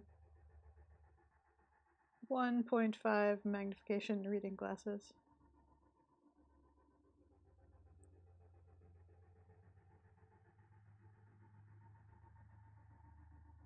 So I can see the tiny thing that I'm working on. I see a problem here. I need to bolster that bit. Try to avoid undercuts because I'm going to be making a reverse of this, and undercuts will cause a problem. And they shouldn't be necessary for what we're doing.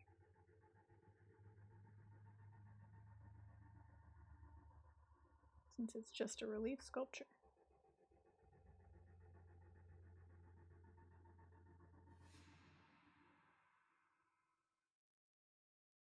Lapis Langmore says they haven't switched back to their distance glasses in 2 months. Yeah, I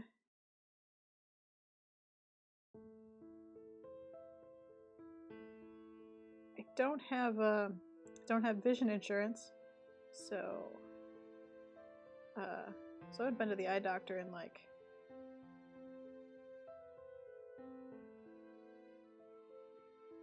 forever, decades. But I did notice that when I held things close to my face, they didn't focus.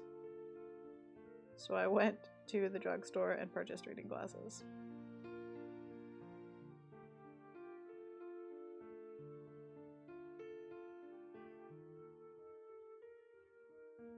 Now that I have them, I can see my tiny rat details.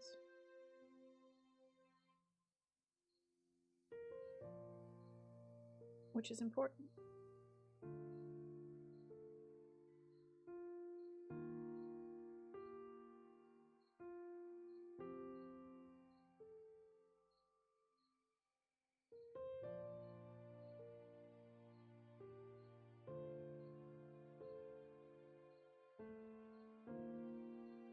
But I have trouble seeing the chat because it is not only like 8 inches from my face.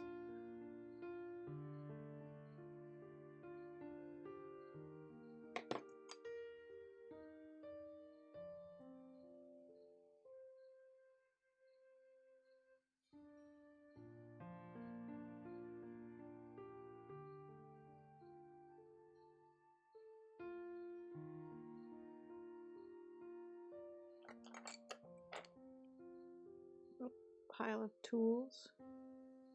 Tool clinking noises.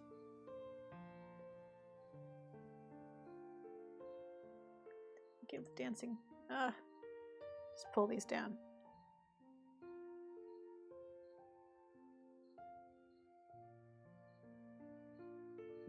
Oh no, drugstore glasses over your regular glasses.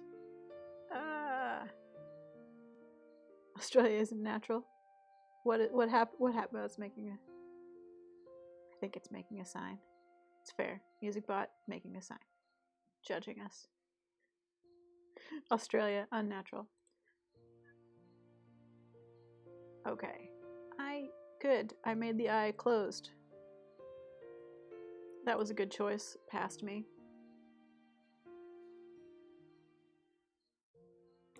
A good choice that I still sport.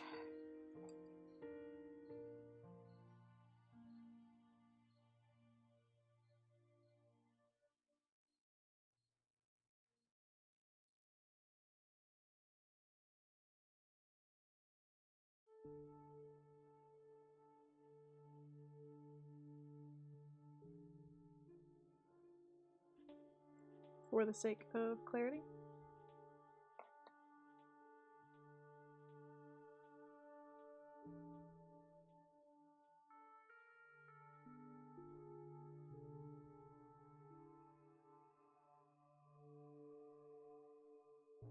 See if we can't get a little bit of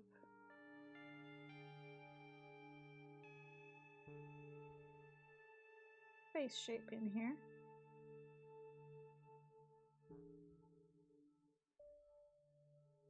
Use the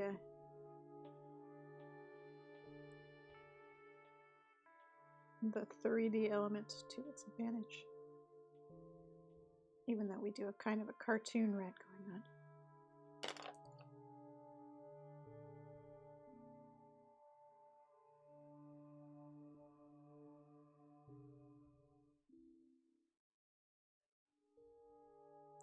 Tiny ears. Yep, the glasses are on now. I just have to talk about what I'm doing. Switching back to chat has to wait for a point when I can slide the glasses down.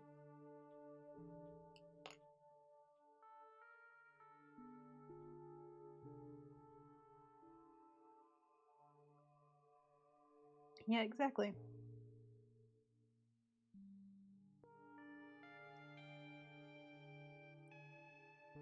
Eyes closed, enjoying the music.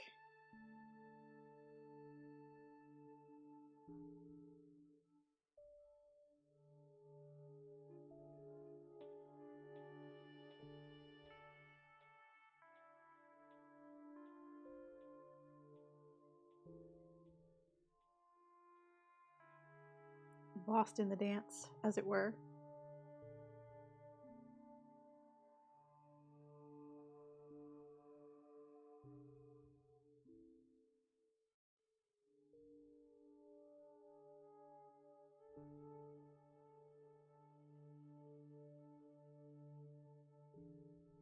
Doing a little bit more smoothing.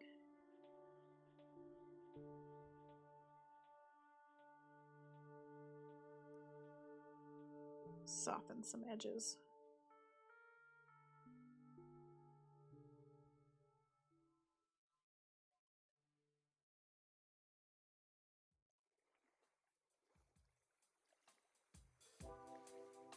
We're about to the bit where we gotta do hands and feet.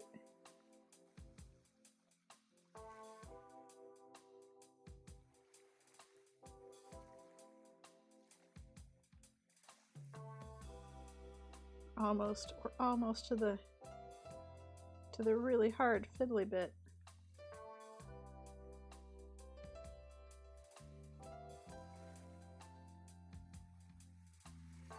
How are we doing, chat? Chat's politely gone quiet. Since they know that I can't see them. Talk amongst yourselves, chat. Don't you worry. I'll be back.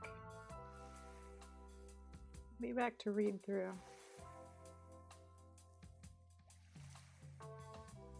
everything that happened while I was spectacled.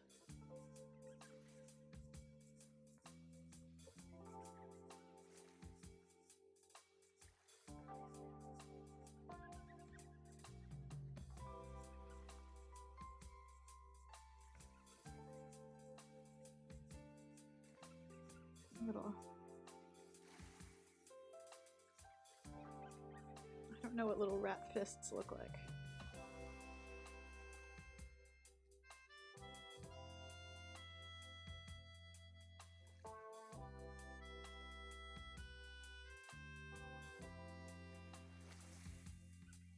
I don't think real rats can make little fists. That's fine.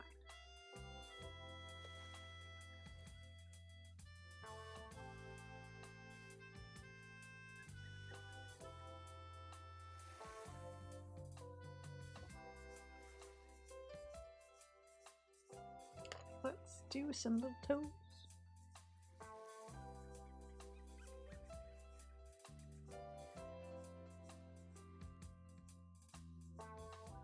Not too many here, because this is just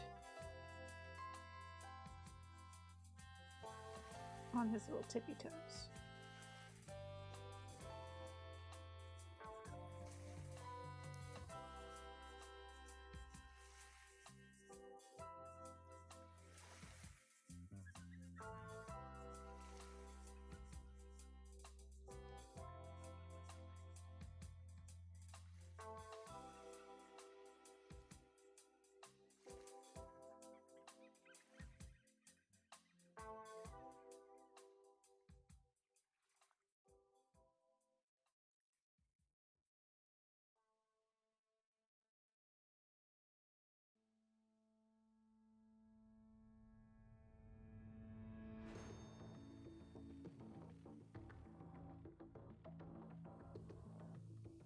And that foot there.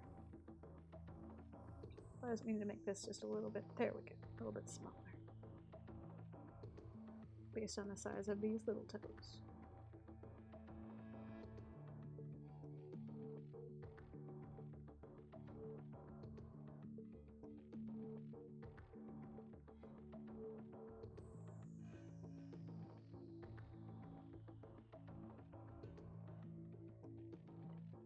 And then, yeah, rats have very humanish hands, that's true.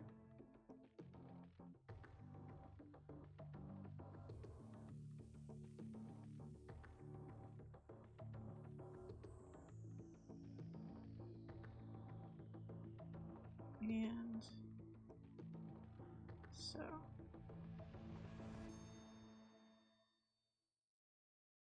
so we'll do kind of a little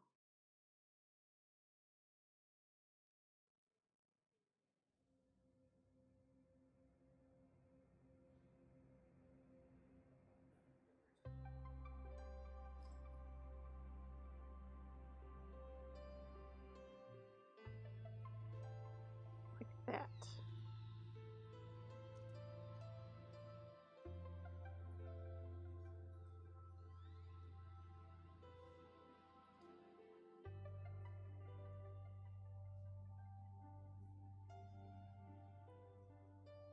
And then I'm gonna need to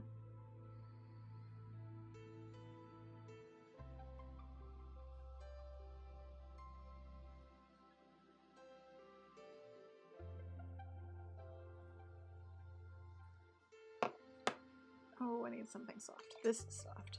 There we go.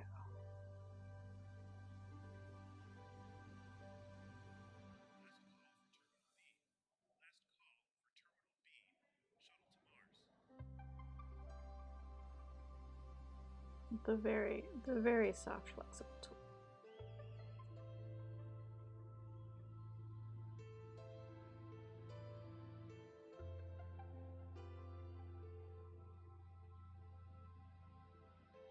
Yes, like that.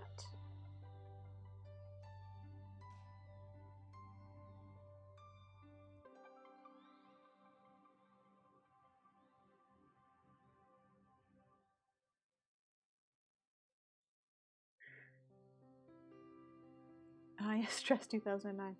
I forgot that that was a track title of MusicBot.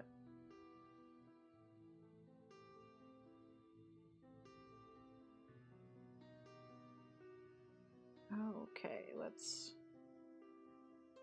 What's that? So it's like a little thumb and a regular hand.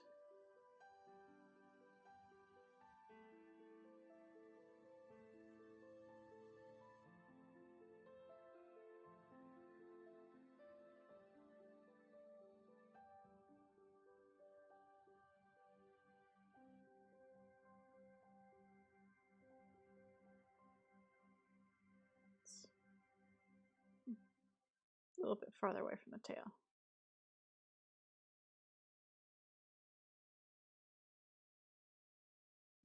Thumb.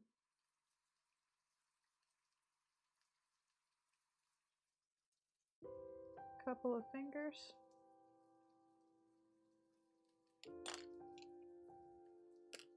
Oh, the right tool for this job.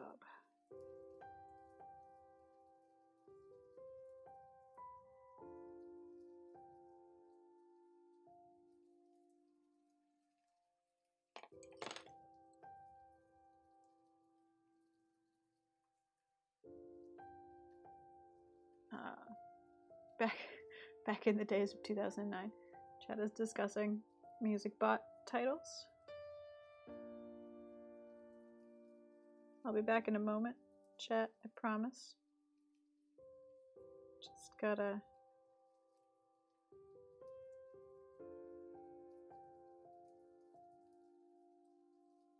finish some tiny hands.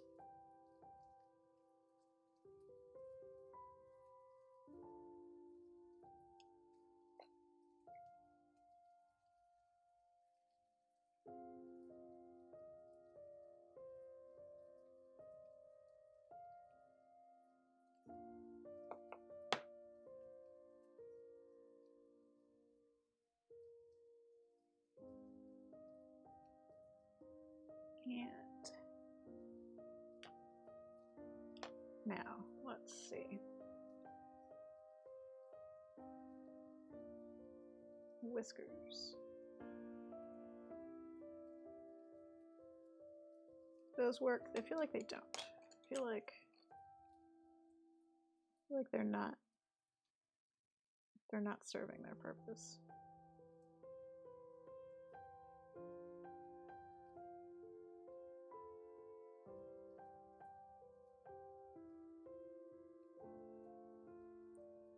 They work better as fainter lines.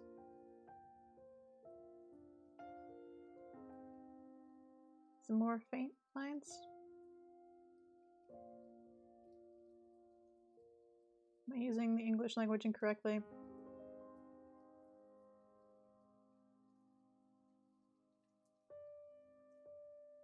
Who knows?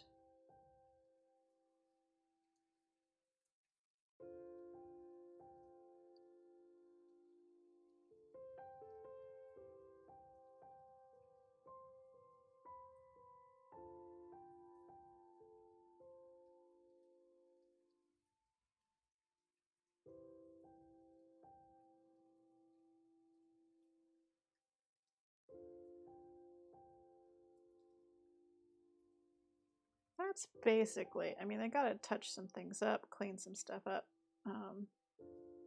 Maybe do some fur texture. Well, let's choose a tool.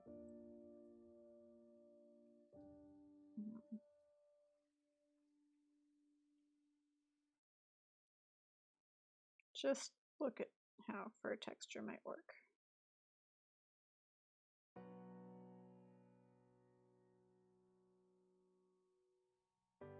Yeah, I feel like some fur texture would not go amiss.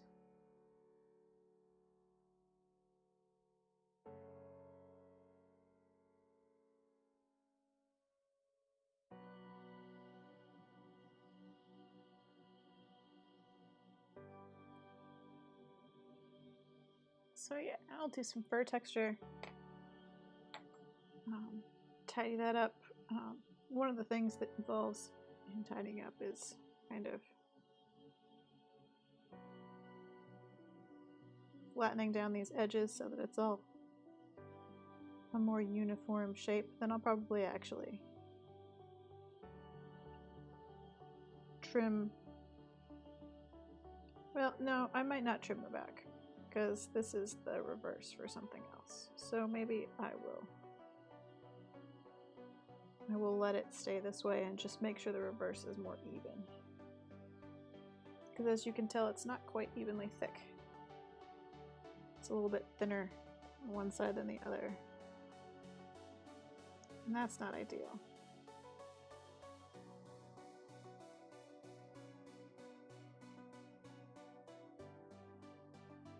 But just kind of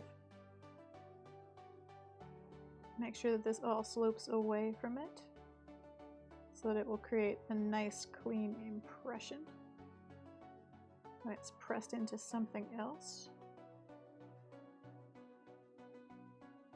But not too much so that the alternate impression doesn't make it a problem to remove.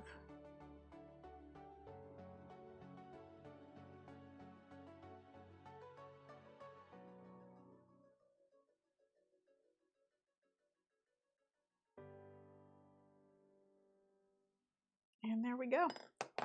Taking these glasses off. Oh. Got ourselves a dancing rat.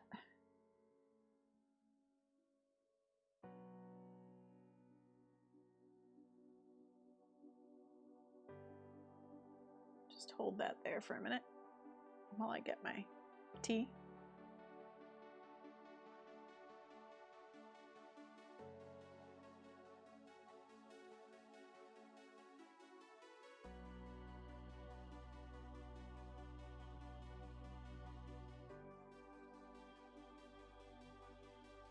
Alright, I'm gonna scroll back up and see what happened in chat. What happened while I was not able to read sideways? Well, everyone first forgotten what happened in 2009. Fair enough. Ooh, 2009 was the year they might be scientists got the H1N1 virus. That's exciting.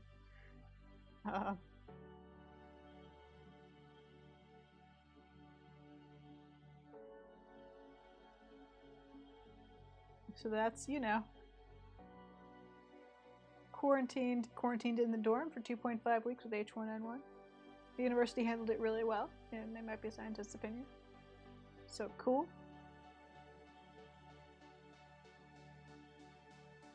Dropped it. Then they might be scientists dropped the embroidery onto the keyboard. Oops. So we've all caught up with everybody. I'm gonna do more fur texture. Let's see if I can give you a really deep. Let's see how good my camera is, shall we? Oh, it's pretty good.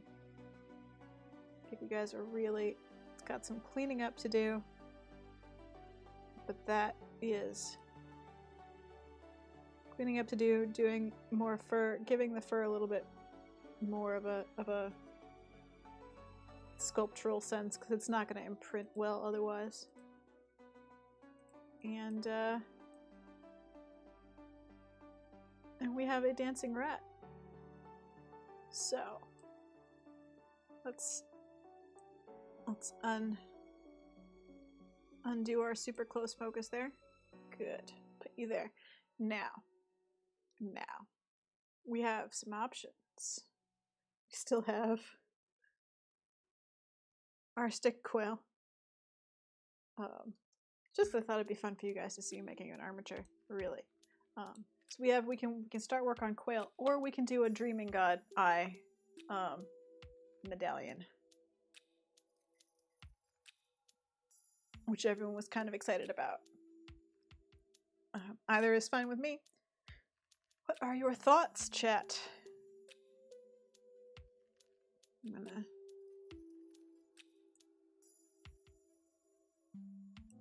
There we go. Got one shouted quail, which is fair.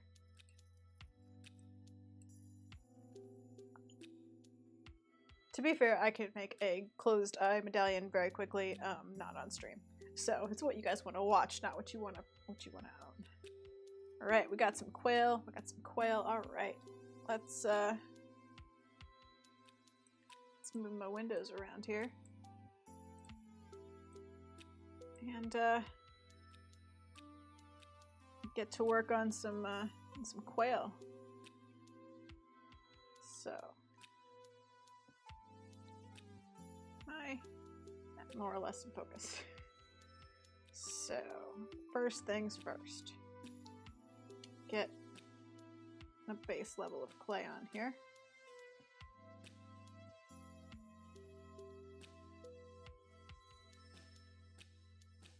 Put some work fleshing out our little armature.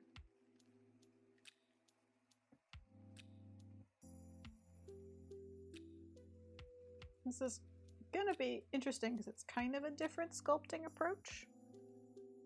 It's more additive because it has to be. Because I can't easily do what I would do with ceramics and either make a, well, I guess ceramics would be a little bit additive, but you know, if I were making a quail, I'd just be squishing a circle around, as you well know. But not with something as complicated and fiddly as this, no.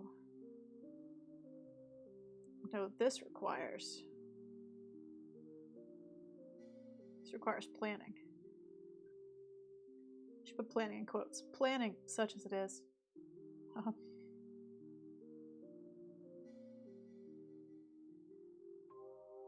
Some planning.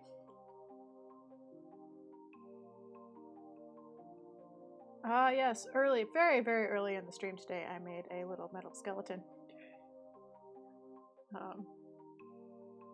For future possible quailodon sculpting. This is not of D&D mini scale, because D&D mini scale is silly small. And while I'm not saying I'm not willing to attempt to sculpt that small, I am saying it would be very difficult to do on camera. Should we do the whole set then? The Dreaming God, the Forged God, not the Hanged Mother. She sucks. Ah, yes, fan world building.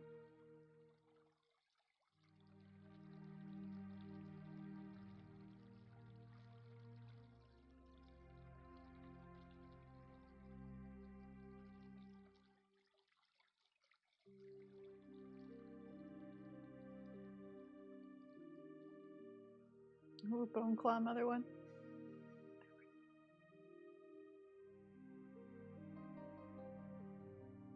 I'm beginning to feel like this is an untapped market.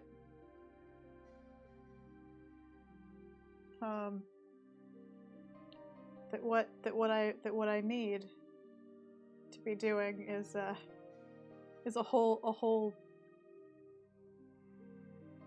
faux fantasy religious paraphernalia series.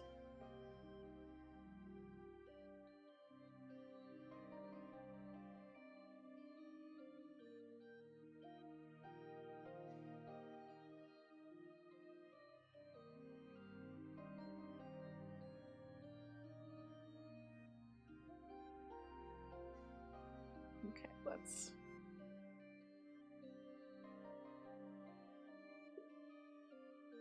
get some form going here. Because, you know, quailin are pretty round.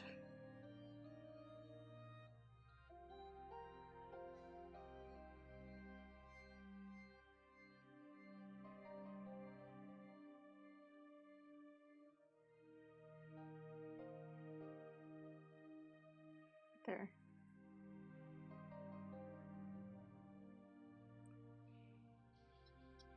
Bird form.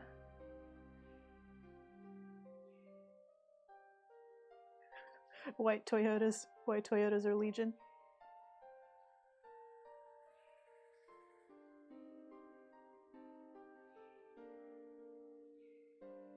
Yes.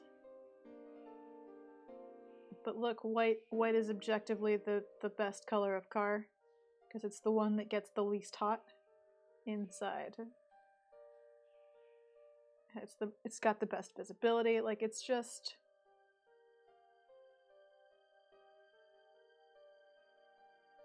definitely the best color of car.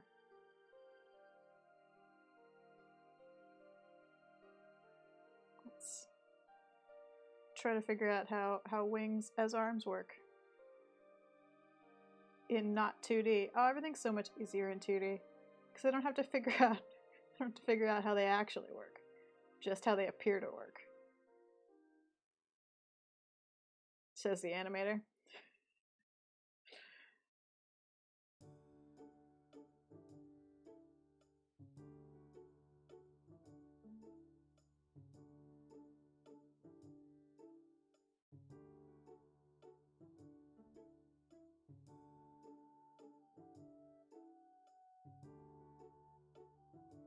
I feel like this is a new track. Music bot. Okay, where it's kind of the bulk of the chest is up here, I feel like. Yeah. Yeah.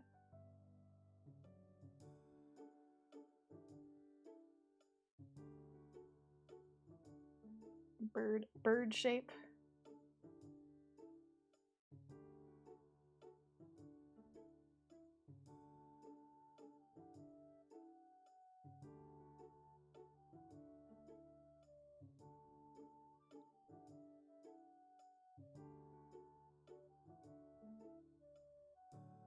Yay, soy allergy friendly pad thai. Sorry, it's soy allergy friendly. It's not soy pad thai. You know what I mean. I hope.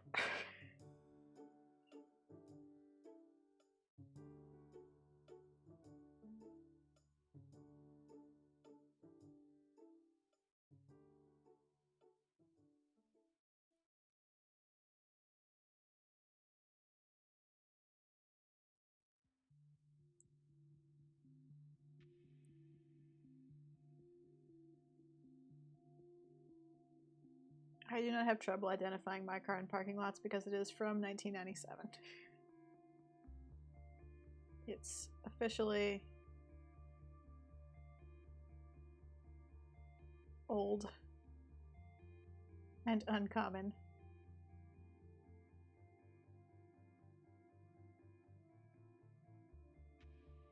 And sometimes I look at it out the window and I whisper, sweetly, my mechanic still believes in you.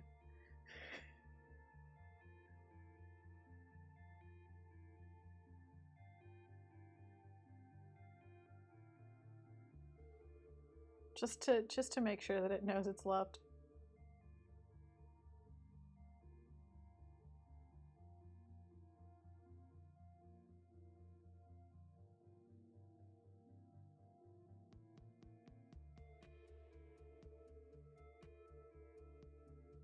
I actually feel like maybe what I want to do. Are you all, you're all super wrapped up, aren't you? Curses, never mind. It was all a lie. I undid that for no good reason.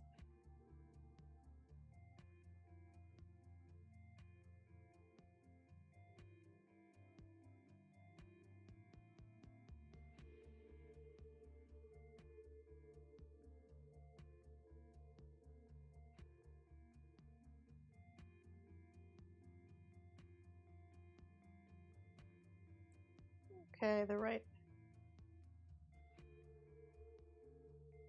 size of tail.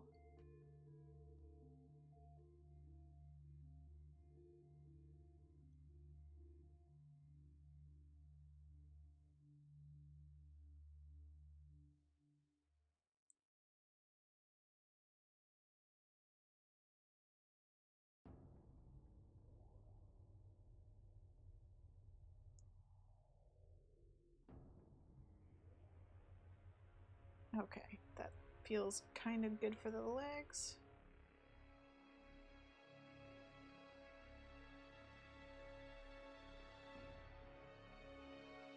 Yes.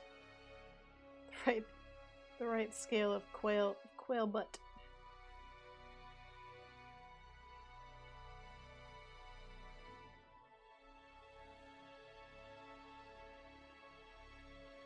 You know, you gotta have enough behind.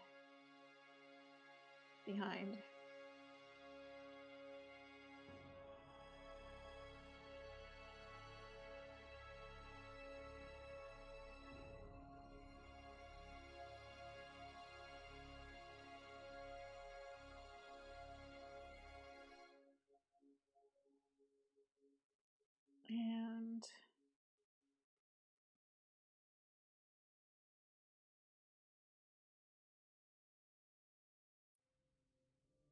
wing starts pretty wide and then narrows.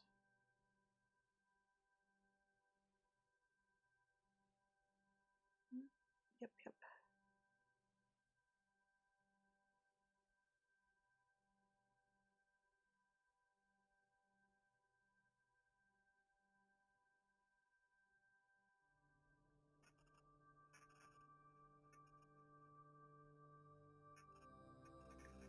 Little tiny quail face.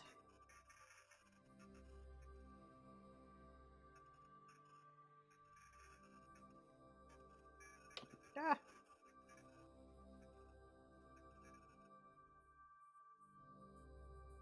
Surveillance drone is not. It's not a relaxing song name.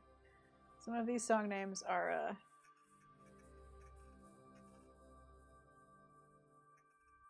little bit questionable.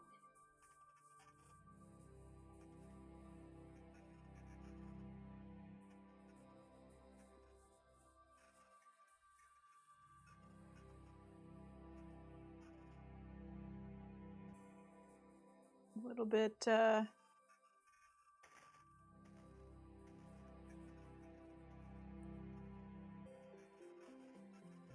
ambient, but not necessarily the kind of ambience you want.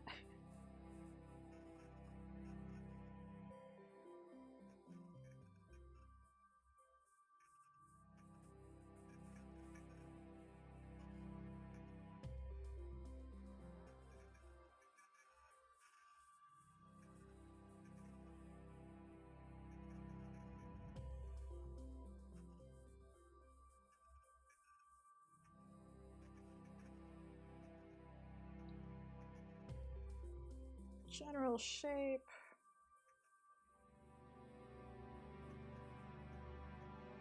A bit more junk in the trunk.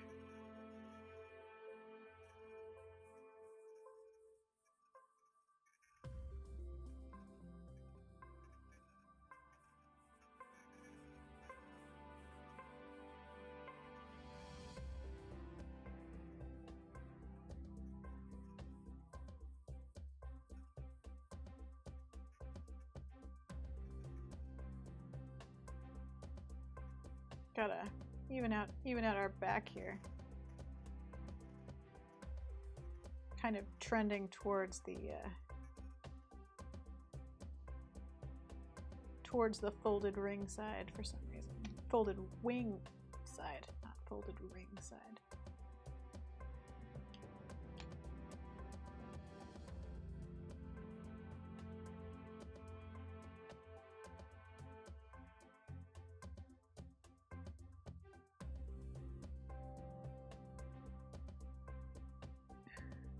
Right back cake. Well, that's not fair. I also would like a cake.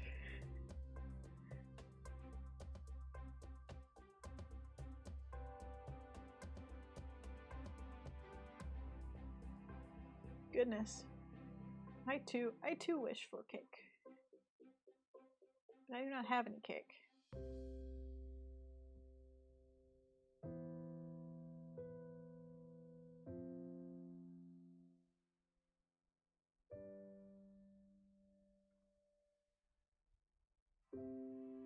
Surveillance drone is a weirdly chill song for for such a concerning title.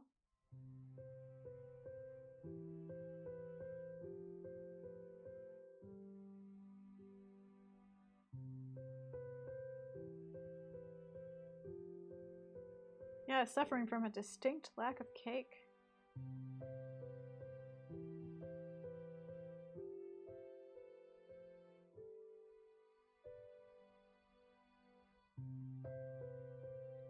But making some pretty solid progress on this quail. Let's get sort of his helmet shape going here.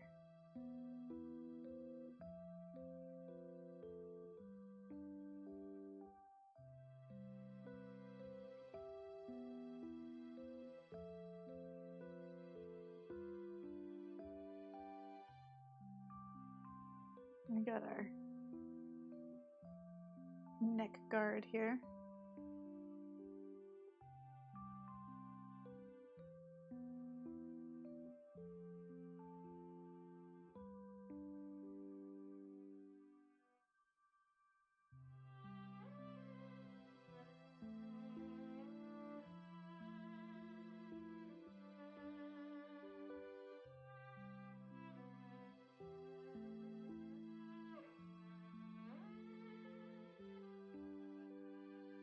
Ooh. Lapis Lagamorth's best quarantine purchase with 10 boxes of cake mix back in March. Quaily. Quaily is kind of a good word. Looking very quaily.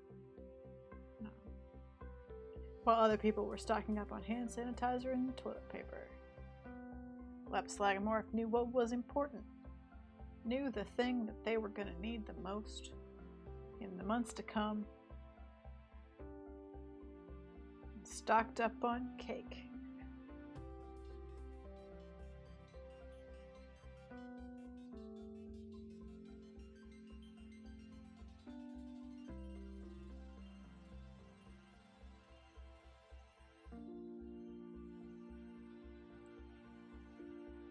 Proving foresight beyond the rest of us.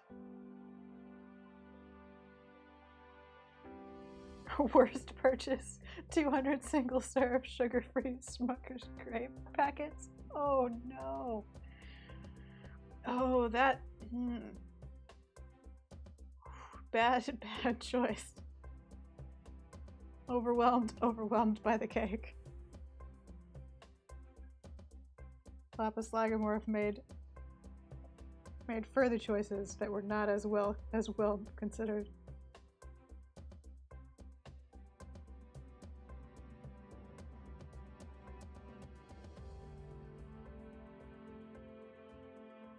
Now that I have cake, they thought, I don't have to worry about the rest of these choices. I'll just get 200 packages of sugar-free grape. They expire next week. Oh no.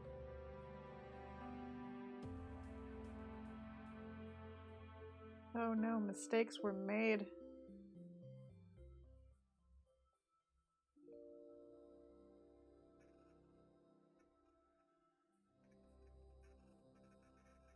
Could you put them into a cake? Somehow? You know, I don't know, grape swirl?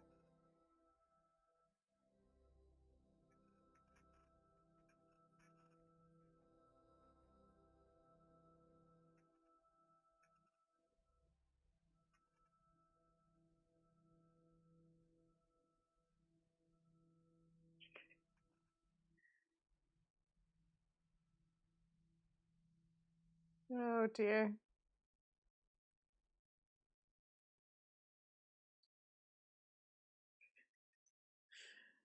What to do with 200 packages of grape jelly, a YouTube video. Oh dear.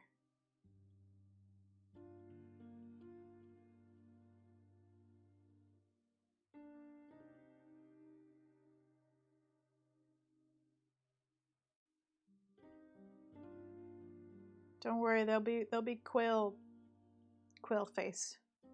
But But I'm just going to keep squishing that little bill in if I do it now. So no point. Let it stay soft.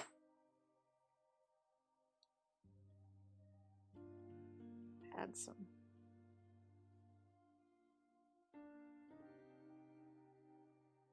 to the sides.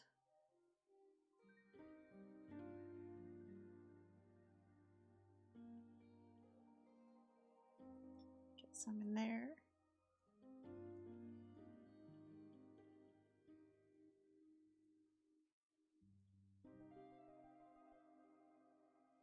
Still creating forms, still not ready to add details. Still gotta work on making sure everything is round enough and fat enough and quaily enough.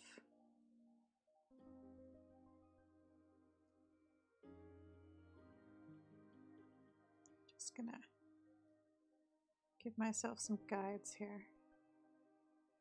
Wings, wings.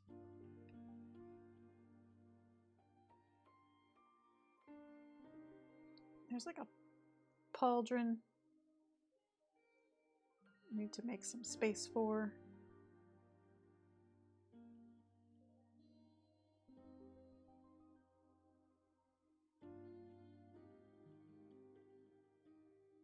Because of course there is.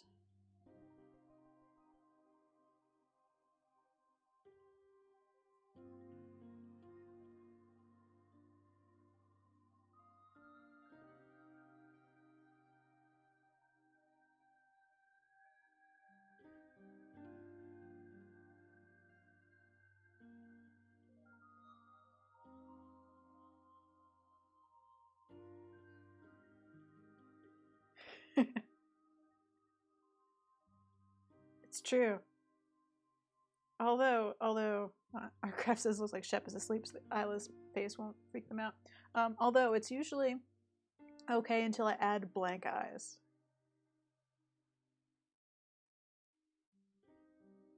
Oh, we're talking about exploding packages of grape jelly in the microwave.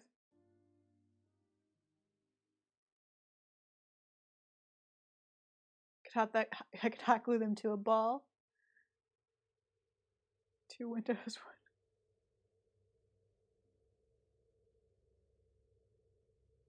Yes, hopefully not. Hopefully lots of sleep.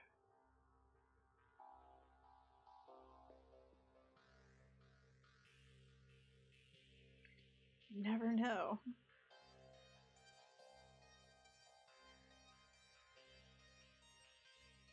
But it's way too soon to add eyes. That's just silly at this point. That would just be, it'd be madness.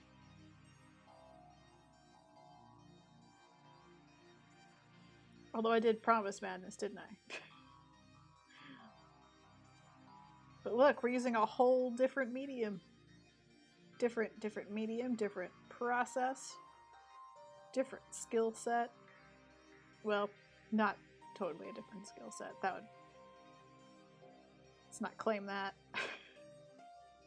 Still sculpting. But never underestimate how much the way the media behaves affects the way you sculpt.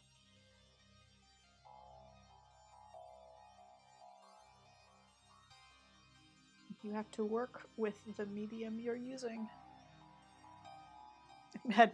Madness is our middle name, says the chat.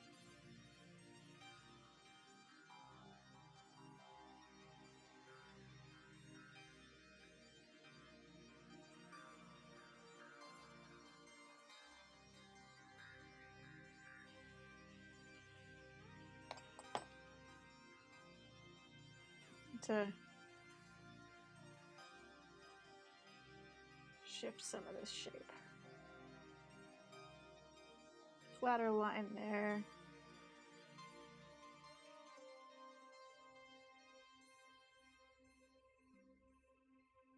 Good. This needs to go back.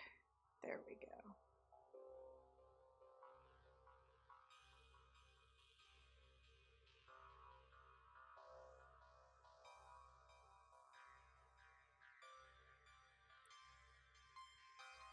a good broad bird chest here. A little bit too narrow at the top here.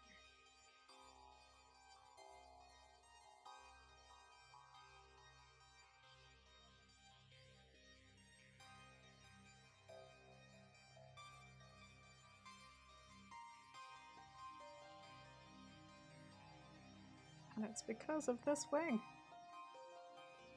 which needs to be back there in 3D space, even if it does not look like it's back there in 2D space.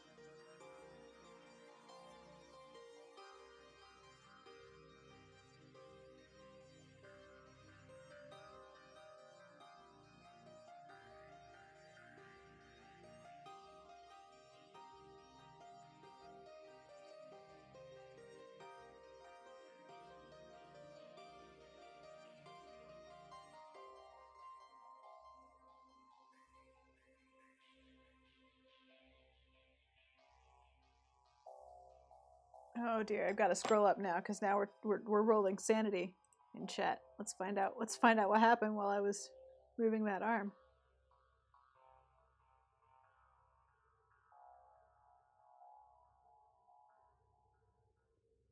You cannot get a PhD and emerge with full sanity intact, they might be scientist says. Chat agrees. Qualifying exam costs 1d6 sanity. And roll percentiles in the random side effect table.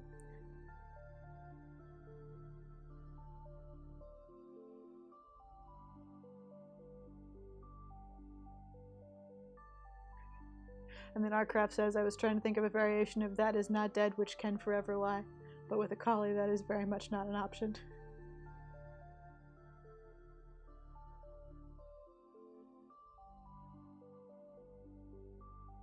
They might be scientists say they got celiac and some gray hair as their side effects.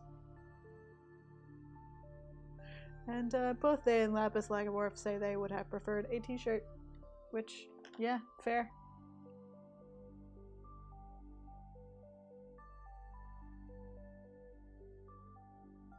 I do not have a PhD. Although I almost went to grad school, but that was mostly because the economy crashed, and I didn't have a better idea. Was either that or continue to work in retail.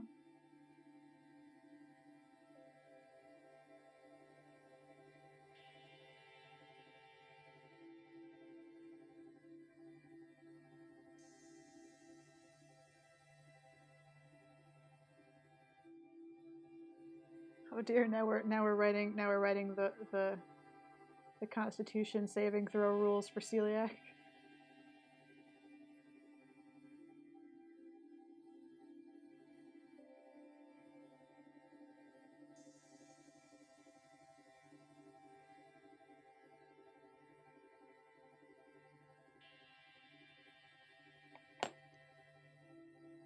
Okay, that's better. It's a better bird width.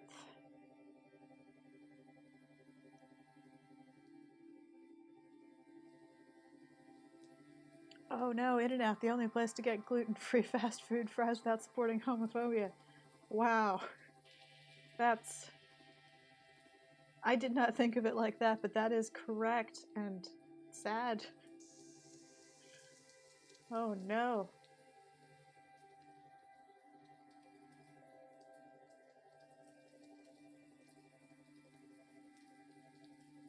It's time to get with the program, Wendy's.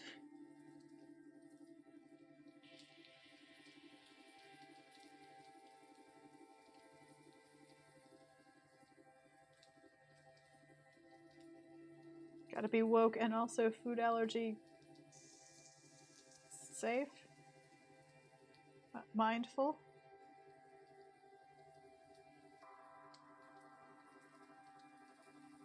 Just get my little bird legs in the right place there. Needs to go back a little bit, I think. Because So we want to standing up tall.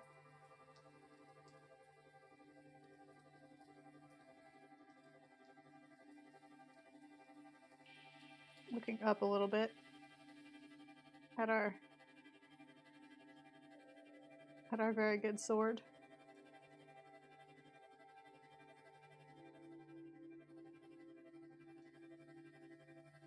As you do.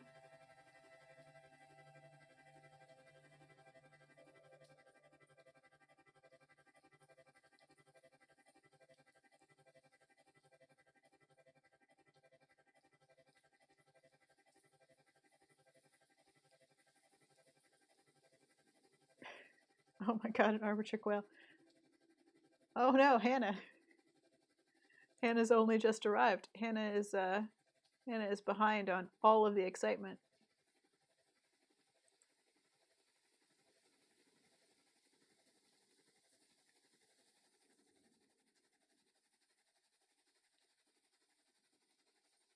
The very armature quail. Yes, this is epic. It's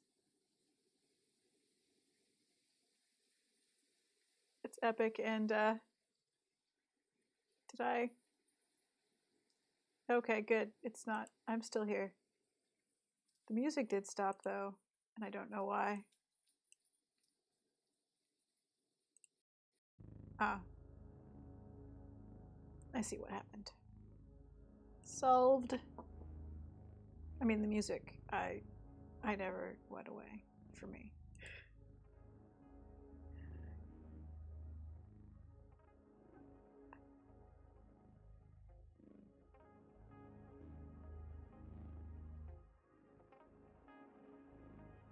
Oh goodness. Still here. Yep. Still here. Still making reading.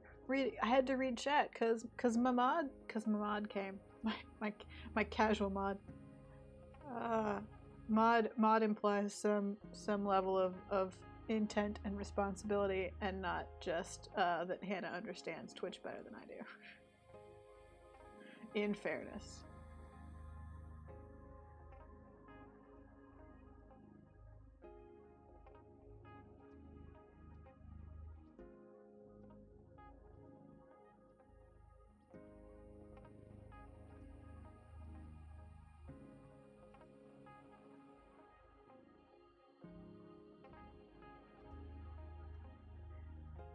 Y'all, the apostrophe's in the wrong place there, Hannah.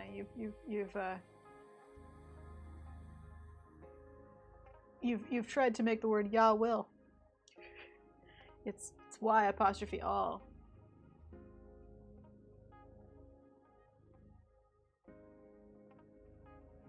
For y'all, the best word.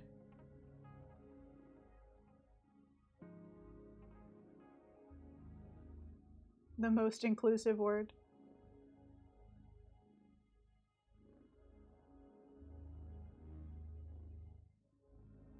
Everyone is part of y'all.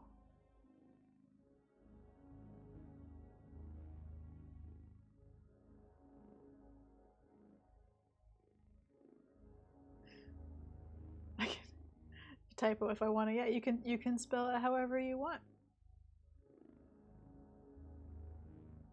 You have the power.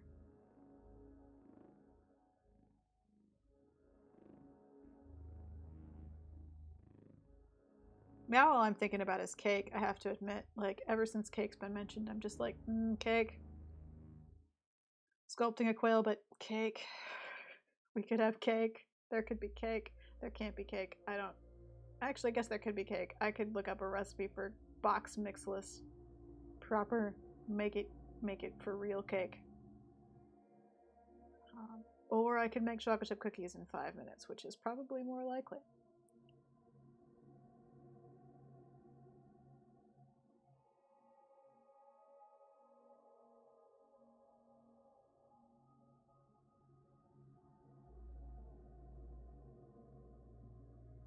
Oh, bug. I don't know. I don't know about bug cakes. Mostly because I feel like that would be hard to wash. A mug filled with cake.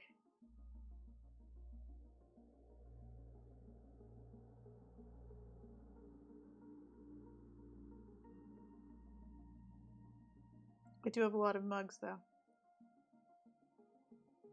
Although a lot of them are odd mugs that have been made for me by myself or friends. Probably don't lend themselves to cake, now that I think about it. But what if owl handle? No effect on cake, surely.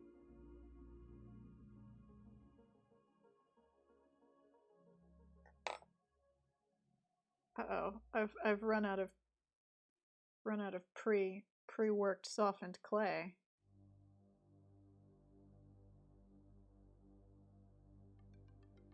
Oh no.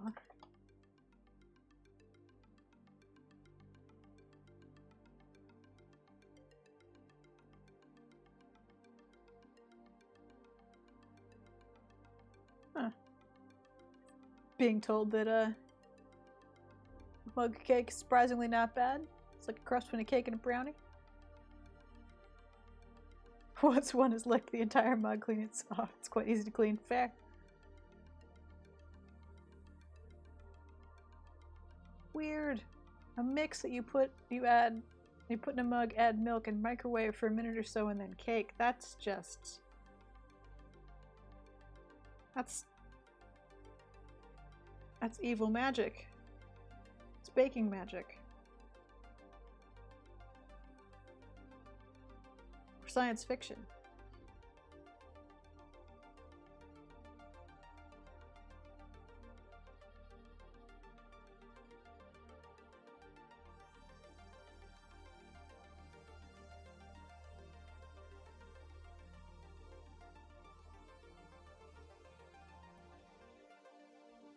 Microwaved cake.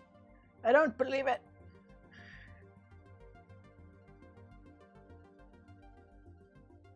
It would have been... Oh, Arcraft. Arcraft says it would have been more useful if I had a microwave. Oh no. The one thing that you needed. The one thing required to make it work.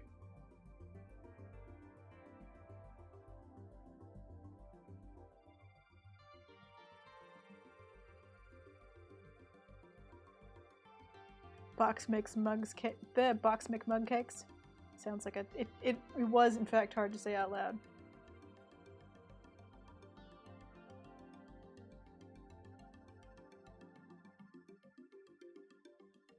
Box mix mug. Yep. Box mix mug cakes.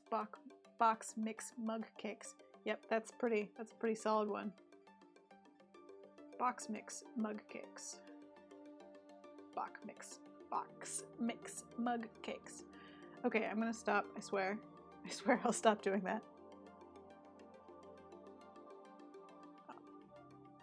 For quite a long time I did not own a toaster. I toasted bread in the oven, which was a huge waste of electricity. Or gas, depending on your oven. I'm pretty sure it was electricity at the place that I was.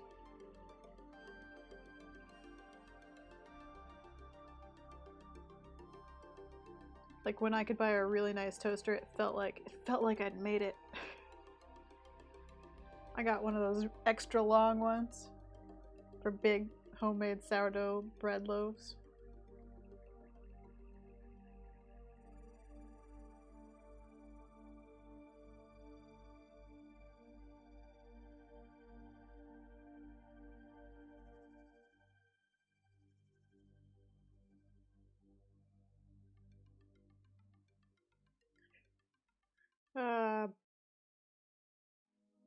Microwave cake mix. Box mix mug cakes. Okay, good. I said it. I said it right. I said it right the first try. First try there.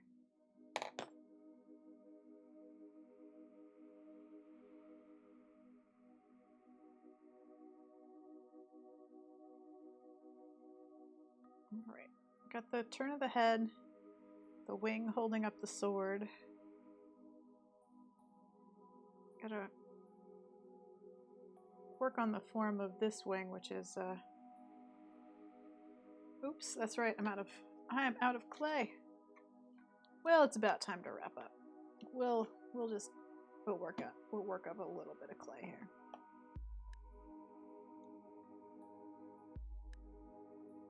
It's such a good toaster, lapis lazuli. I suppose I'm setting a bad example by dropping the from your name. Lapis lazuli. It's just easier to say without the only blue rabbit. Lapis lazuli. It is a good toaster. I love my toaster. It is my favorite appliance.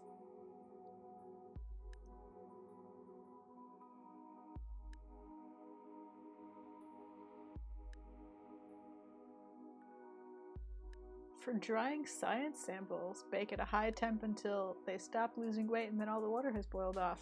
That's... Ooh. Turns out when it's hot enough to do that, getting caught by the door right at the edge of the glove is... Oh, yes. That sounds unpleasant.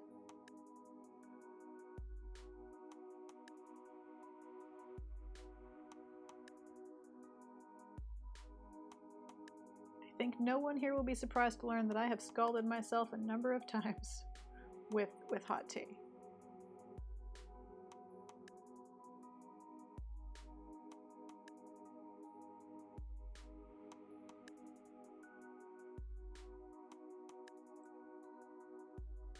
One of which required a hotel medical staff to give me burn cream. That was embarrassing.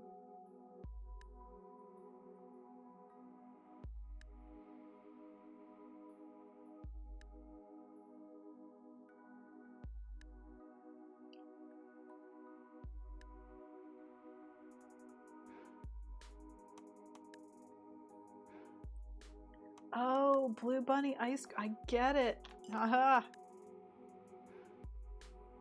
The lapis lazuli username explained.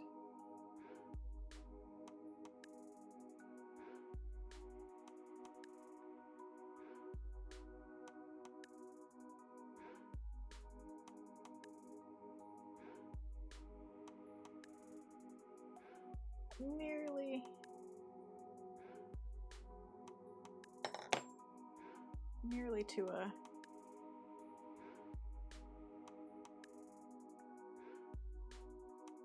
a mostly quail-shaped point. The nice thing about polymer clay is that I can just set it aside and leave it basically forever. It's pretty much fine. I'll put it in plastic just to keep it from drying out too much, but it's unlike ceramic. It's not going to harden and become super fragile and unworkable while we're gone. If I don't wrap it carefully in plastic and keep it damp by spritzing it every now and then. And also, unlike ceramic, the longer I try and keep it damp, the worse it will not become. That was a bad sentence. Let's assume it made sense. The longer you keep ceramic clay slightly damp but in a form, the more likely it is to kind of start to lose form. The inside stays sort of harder, the outside gets too damp. It's bad. It starts to go bad. More likely to crack later.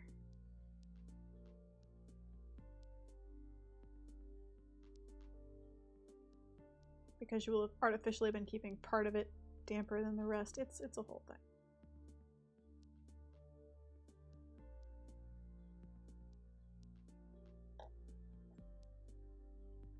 Oh, let's see.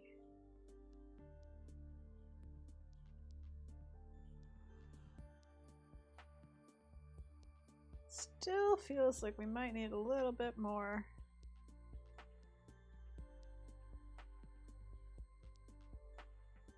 A little bit more junk in the quail trunk here.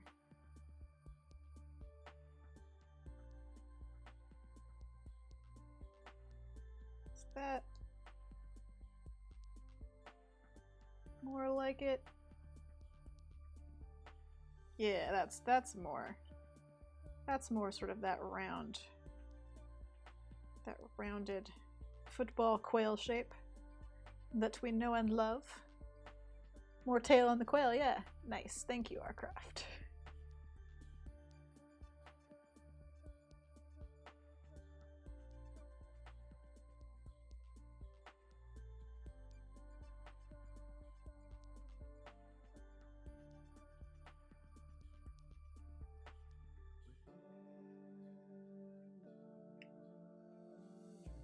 Yes, the quail is going to hoist a sword.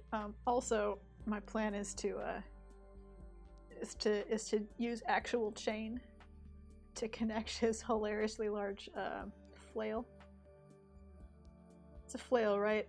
We talked about this. We had a long, complicated conversation about medieval weaponry, and I keep forgetting. But I'm pretty sure a mace is not on a chain and a flail is. Part of yes. The sheep guana fandom is indeed small but devoted. It's true.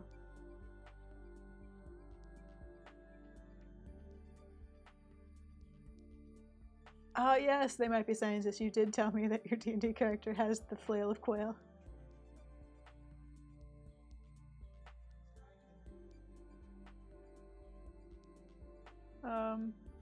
Yeah, what's the sheep guana? The quail is mine. The quail is my character. Quailadin. And the sheep guana was accidentally invented by Twitter.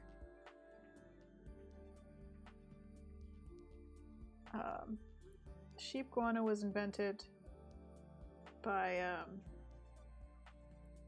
someone on Twitter who wrote a poem about. Okay, well, let's tell the sheep guana story. Every once in a while, it's time to tell the sheep guana story because it's a good story. So once upon a time, long ago, I made a Twitter poll for a Friday tea time theme. I think we were sculpting, maybe drawing, but I think sculpting was no, it was sculpting because I have the thing. It was I made a gravy boat. It was sculpting, it was ceramics, and I had one that was sheep and the other that was iguana. Because the iguana was a vague troll, like a friendly trolling of Auntie Shepherd, Neolithic sheep on Twitter, based on a joke from earlier about iguana. But I knew that she would choose sheep. They would choose sheep because sheep. So there was an argument in the comments where Auntie Shepherd shouted sheep, Ursula Vernon shouted iguana back, and someone wrote a poem about the sheep guana based on this exchange. And then suddenly the entire poll broke because basically everyone was like, I take it back. Sheep guana is the only option. Sheep guana forever, always sheep guana.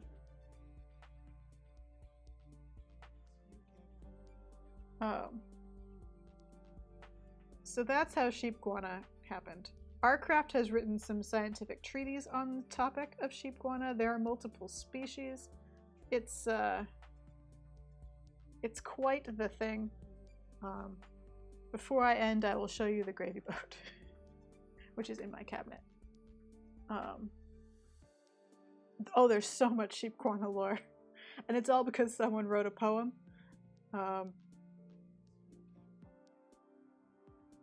It's all because someone wrote a poem on Twitter. Their Twitter name, the poet's Twitter name is Tychon, Tychon, just to give credit where credit is due.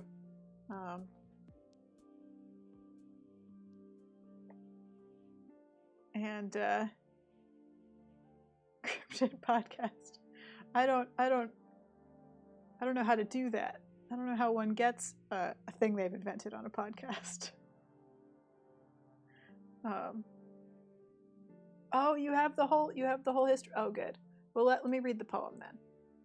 Thank you for. Oh, and there's a picture of the gravy boat. They sculpted a sheep guana. There it is. Titian wrote, "What hath scaly toes clawed and woolly bleats from tooth and maw? Sheep guana, exclamation point." And the internet was here for this.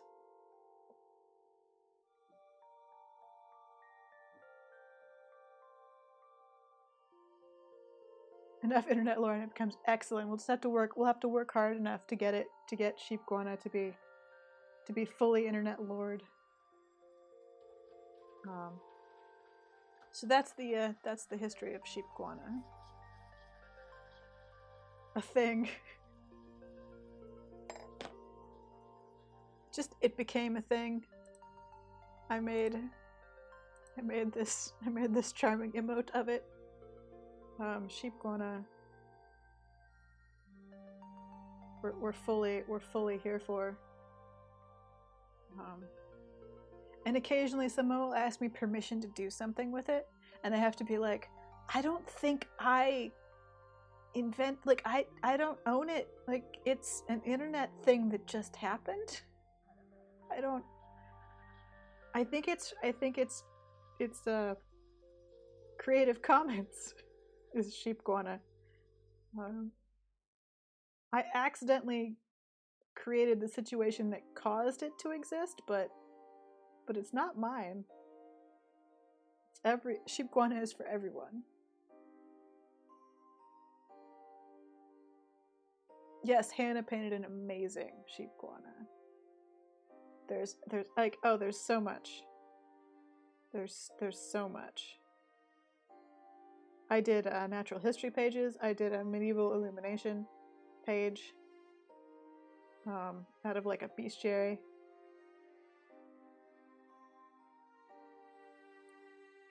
It's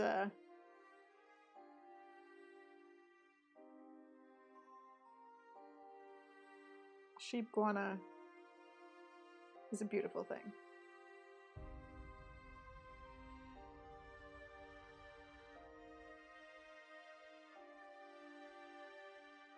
A true internet myth.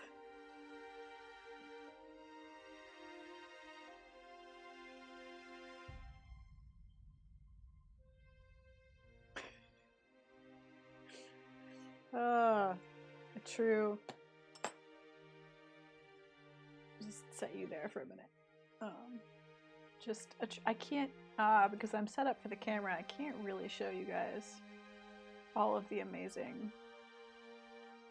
Oh yeah, and Ethan, Black Mud Puppy on Twitter, did a sheep guana because I begged him to.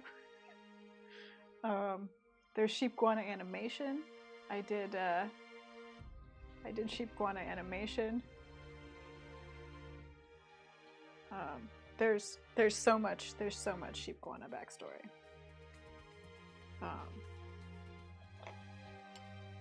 The quail, however, is technically the quail is the mascot of my streaming. Quail is what everyone shouts. Quail is what everything on my Patreon is called. Quailadin is a thing. It's bird D&D. I started a bird D&D thing. There's a bunch of bird D&D characters now, but Quailadin was the first. We invented a paladin. It is a quail. There's a religion. They worship the hen of grasses. Someone wrote, Shep wrote a prayer, which I read out. That one is highlighted and saved in the Twitch archives. Me reading the prayer to the hen of grasses.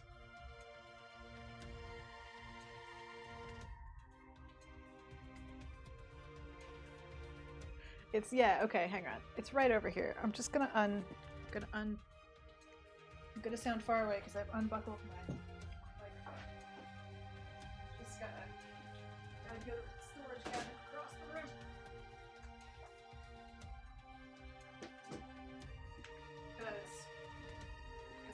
can show you. Because I can show you the finished.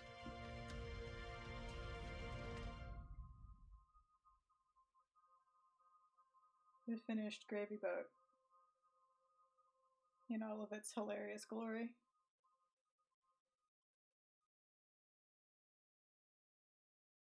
It's a very happy gravy boat.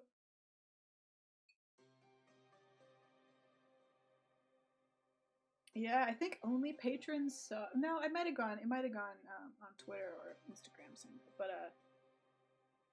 But patrons are definitely the first people to get the visual. So that's just put you in the background there. So that's the original sheep guana. The original sheep guana gravy boat. It was originally going to be sheep bowls, so I kind of took the same idea and made it a gravy boat because iguana. I've made sheep bowls since, but they're trapped in the pottery studio that's closed because we're in the middle of a pandemic. And someday I'll figure out how to fetch them back. But yeah, and I still have the gravy boat because I could not figure out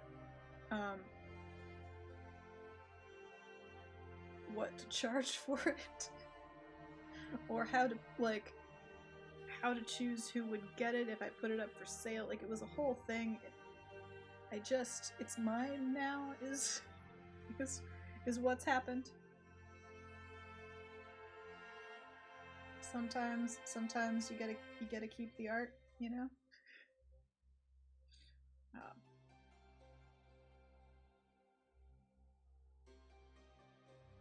Someday there'll be like a whole a lore page for all of the stuff that happens. All of our running stories in this little stream world.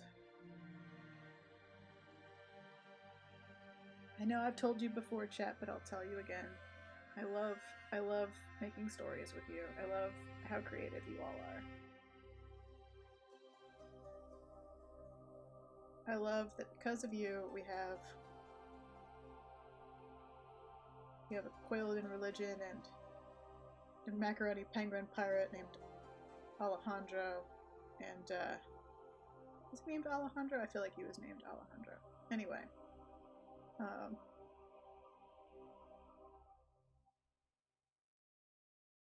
and a bin chicken ranger. Crossbow that fires cheese because cheese.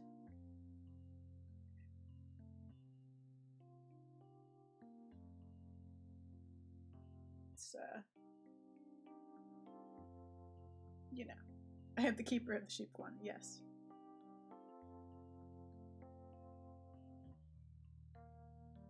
Keep the flame alight.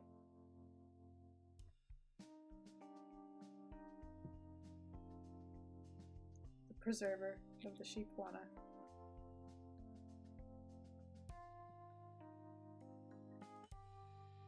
As macaroni penguin pirate. Yes. I can't show you digital stuff because I'm on the camera setup. But there's a macaroni penguin pirate. There's a starling cult called the Murmuration. There's a Potu bard, which is how the Potu obsession started. Well, I say it's how the Potu obsession started.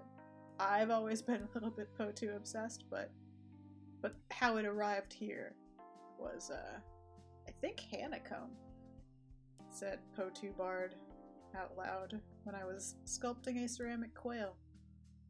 And I died and had to make that a reality. Quailin and a Potu bard, and oh, what else have we done? Oh, right, hummingbirds are barbarians. Hummingbirds are barbarians. We did a hummingbird barbarian, a kakapo druid. Oh, a death paladin, which is a different kind of quail. A death quailodin. What else did we do in that? I think it's that, the ranger. I feel like I'm missing something, but maybe I'm not. Oh, and a swashbuckling rogue flycatcher. That was for me. That was just self-indulgent at that point.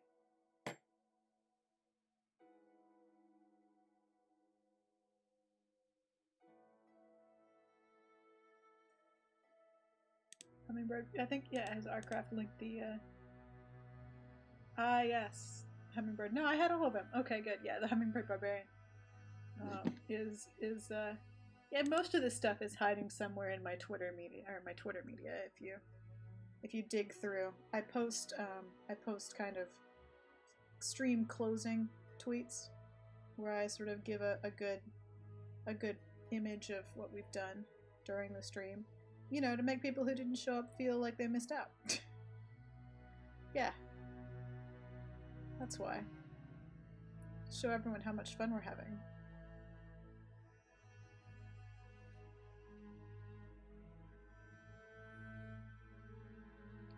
But yeah, hummingbirds are barbarians. That's just their natural state. No one will be able to convince me otherwise. I've met too many of them. I've been yelled at and dive-bombed by too many hummingbirds in my own yard not to believe that they are definitely barbarians.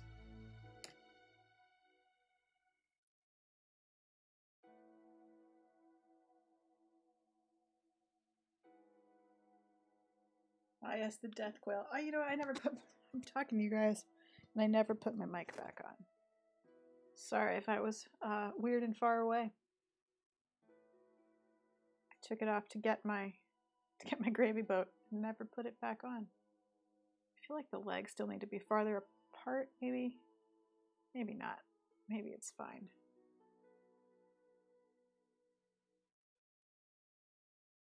Maybe it's fine.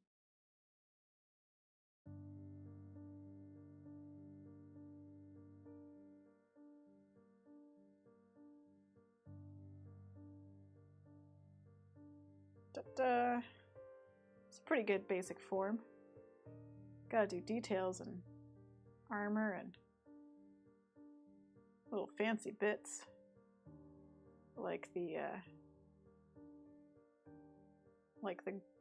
his helm has wheat sheaths on it. Lapis Lagomorph. I'm glad that you love it.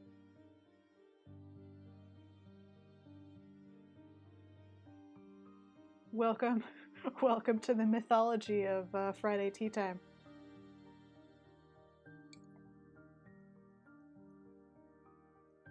Bet you didn't think we had mythology, but we do. We have so much mythology. Oh yeah, and sometimes I have a patron level that's a sketch request level. It's basically one sketch request a month, loosely. Sometimes I'll do them all in a group, sometimes they'll be private, sometimes I'll do a stream, and I'll let them just demand things on the stream. And when I let people demand things on the stream, you get this sort of thing. I remember. Let's see if I remember who is responsible. Auntie Shepherd is responsible for the fawn chest. The baby antelopes fawns. Arcraft is the Camelociraptor. Otenchi 3 is the Quail Thulu. I want to say that maybe they might be scientists as the High Desert Sheepguana, but I'm not convinced. That might have been figments. Honeycomb is the fake prophet, the false prophet, and also Margot, because Hannah's the mod, so she gets more stuff.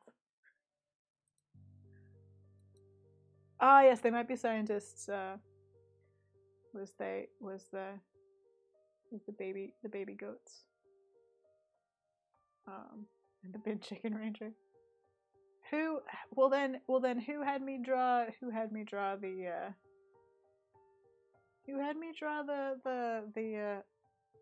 Did I just do that for myself? Did I just decide that I wanted to do a Gila Monster sheep guana for myself?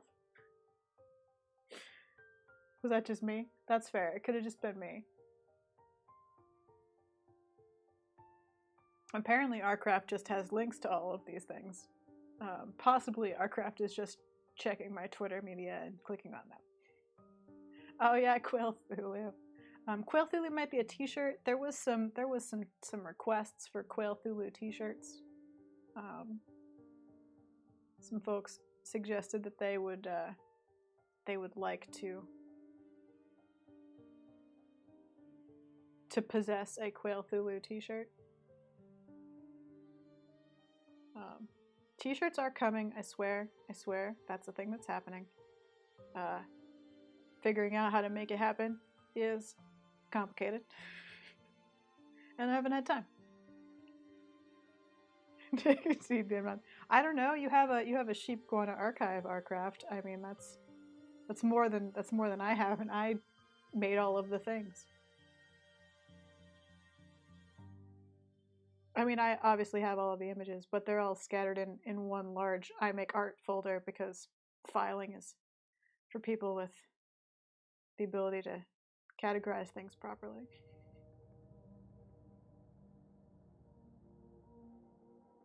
So there's a long history of both sheep guana and dressing birds in armor and giving them D&D classes on this channel, and I suspect it will continue.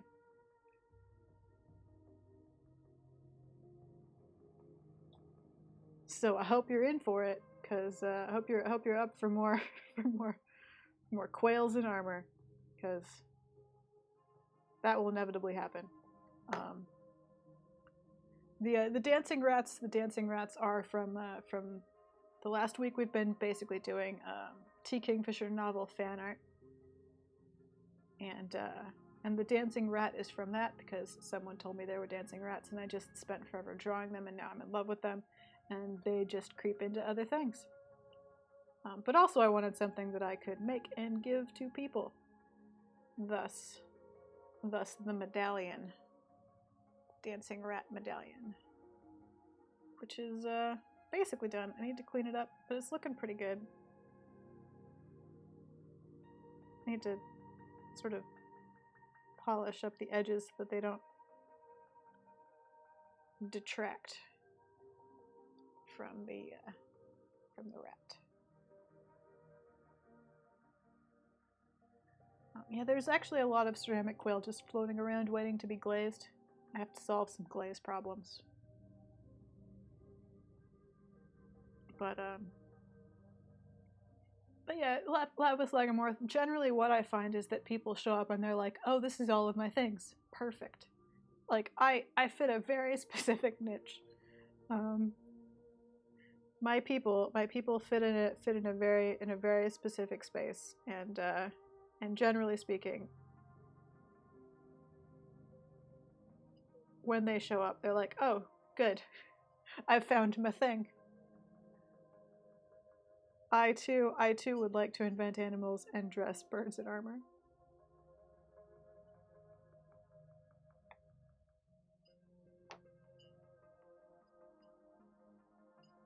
Oh yes.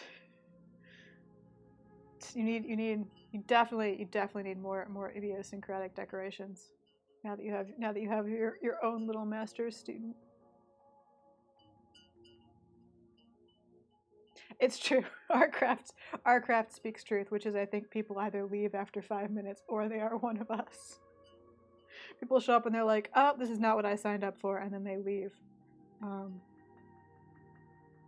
Or they're very much here for it.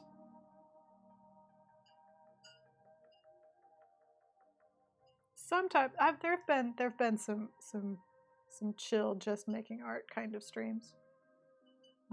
Which gives people a false sense of security, I think.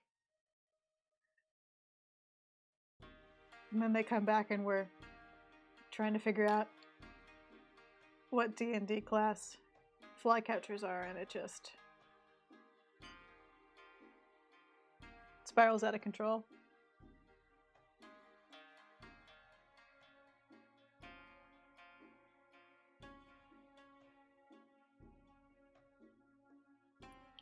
But I mean, there's different approaches to dealing with an audience and to making something public for people to watch.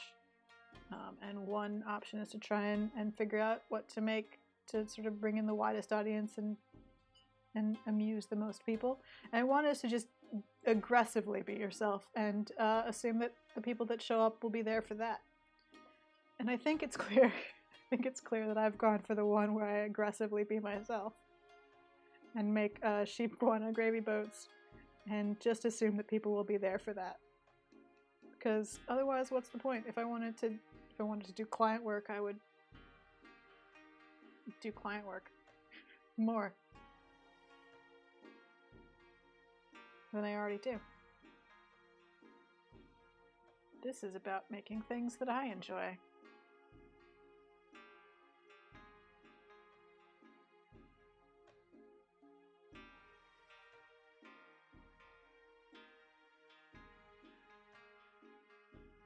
And to be clear, I actually think that both are valid approaches. I think that it's very valid to choose content based on the majority of viewers, on the idea of like making as many people happy and interested as possible. But this is mainly a thing I'm doing to try and make more of my own work and have more time and money to do it. So I'd be defeating the purpose if I didn't.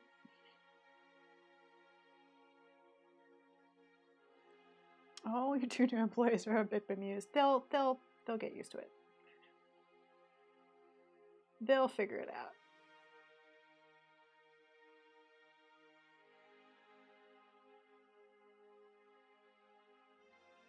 Now I'm just fiddling. Alright, it's 7. I've gone quite late. Although I did start quite late, because meetings. But now, I'm getting hungry, and I think I'm gonna have to wrap this up and make myself some dinner.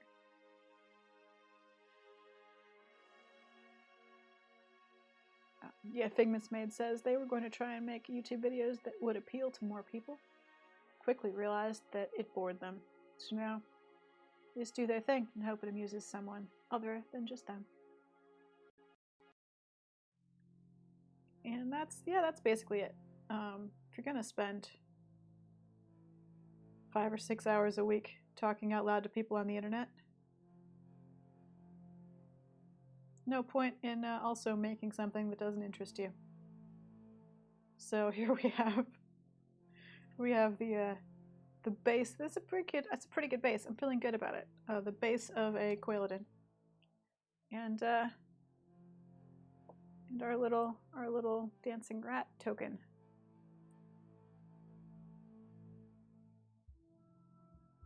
The other focus that I like to do for my streams is to interact with you on chat. I like talking with chat, telling stories with chat, getting chat's input on things, making you vote.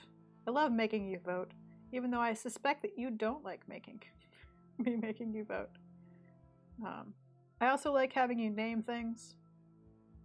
That I don't know if it's something that amuses you, but it amuses me to no end, and I'm not going to stop.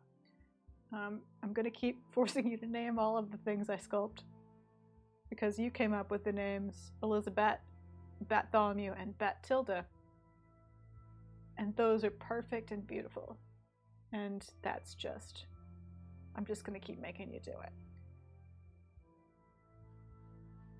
So yeah, it's a good solid Quailodon base. We're about to the point, I think, where we start adding armor details. He is kind of in a Superman pose. He's gonna have a sword here. He's kind of got his wing on his hip.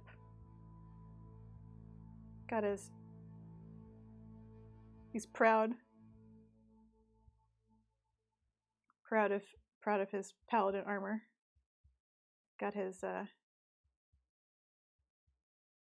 chest puffed out.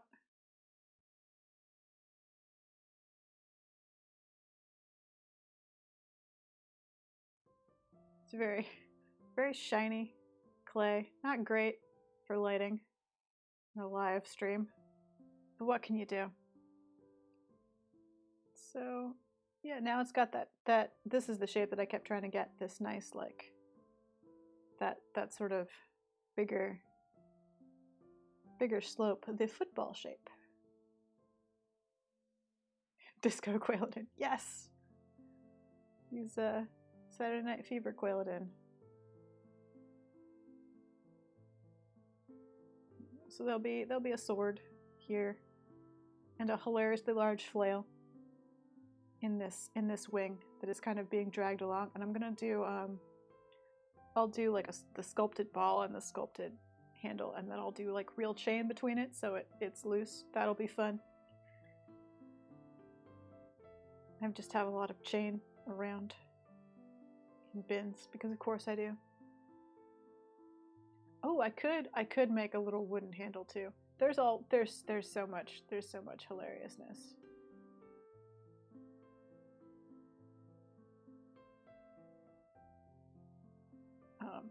Staying a quail. Oh no. It's true. It's sort of got the dance move legs going on.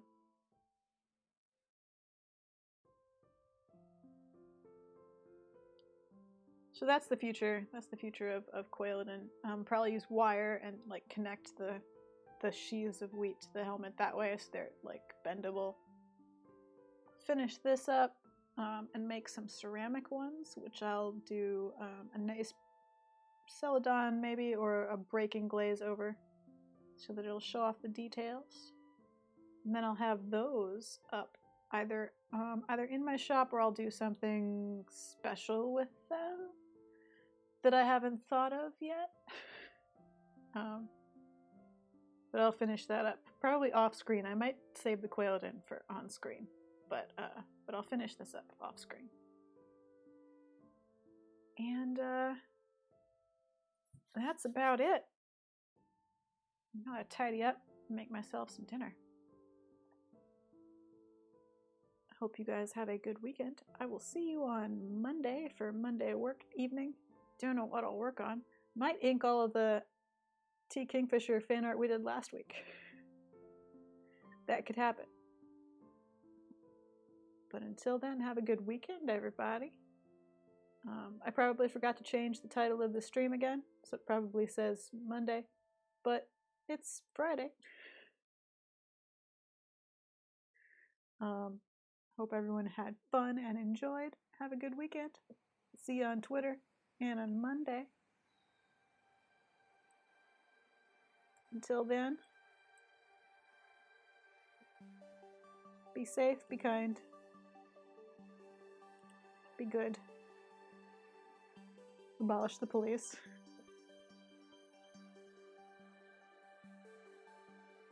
And good night.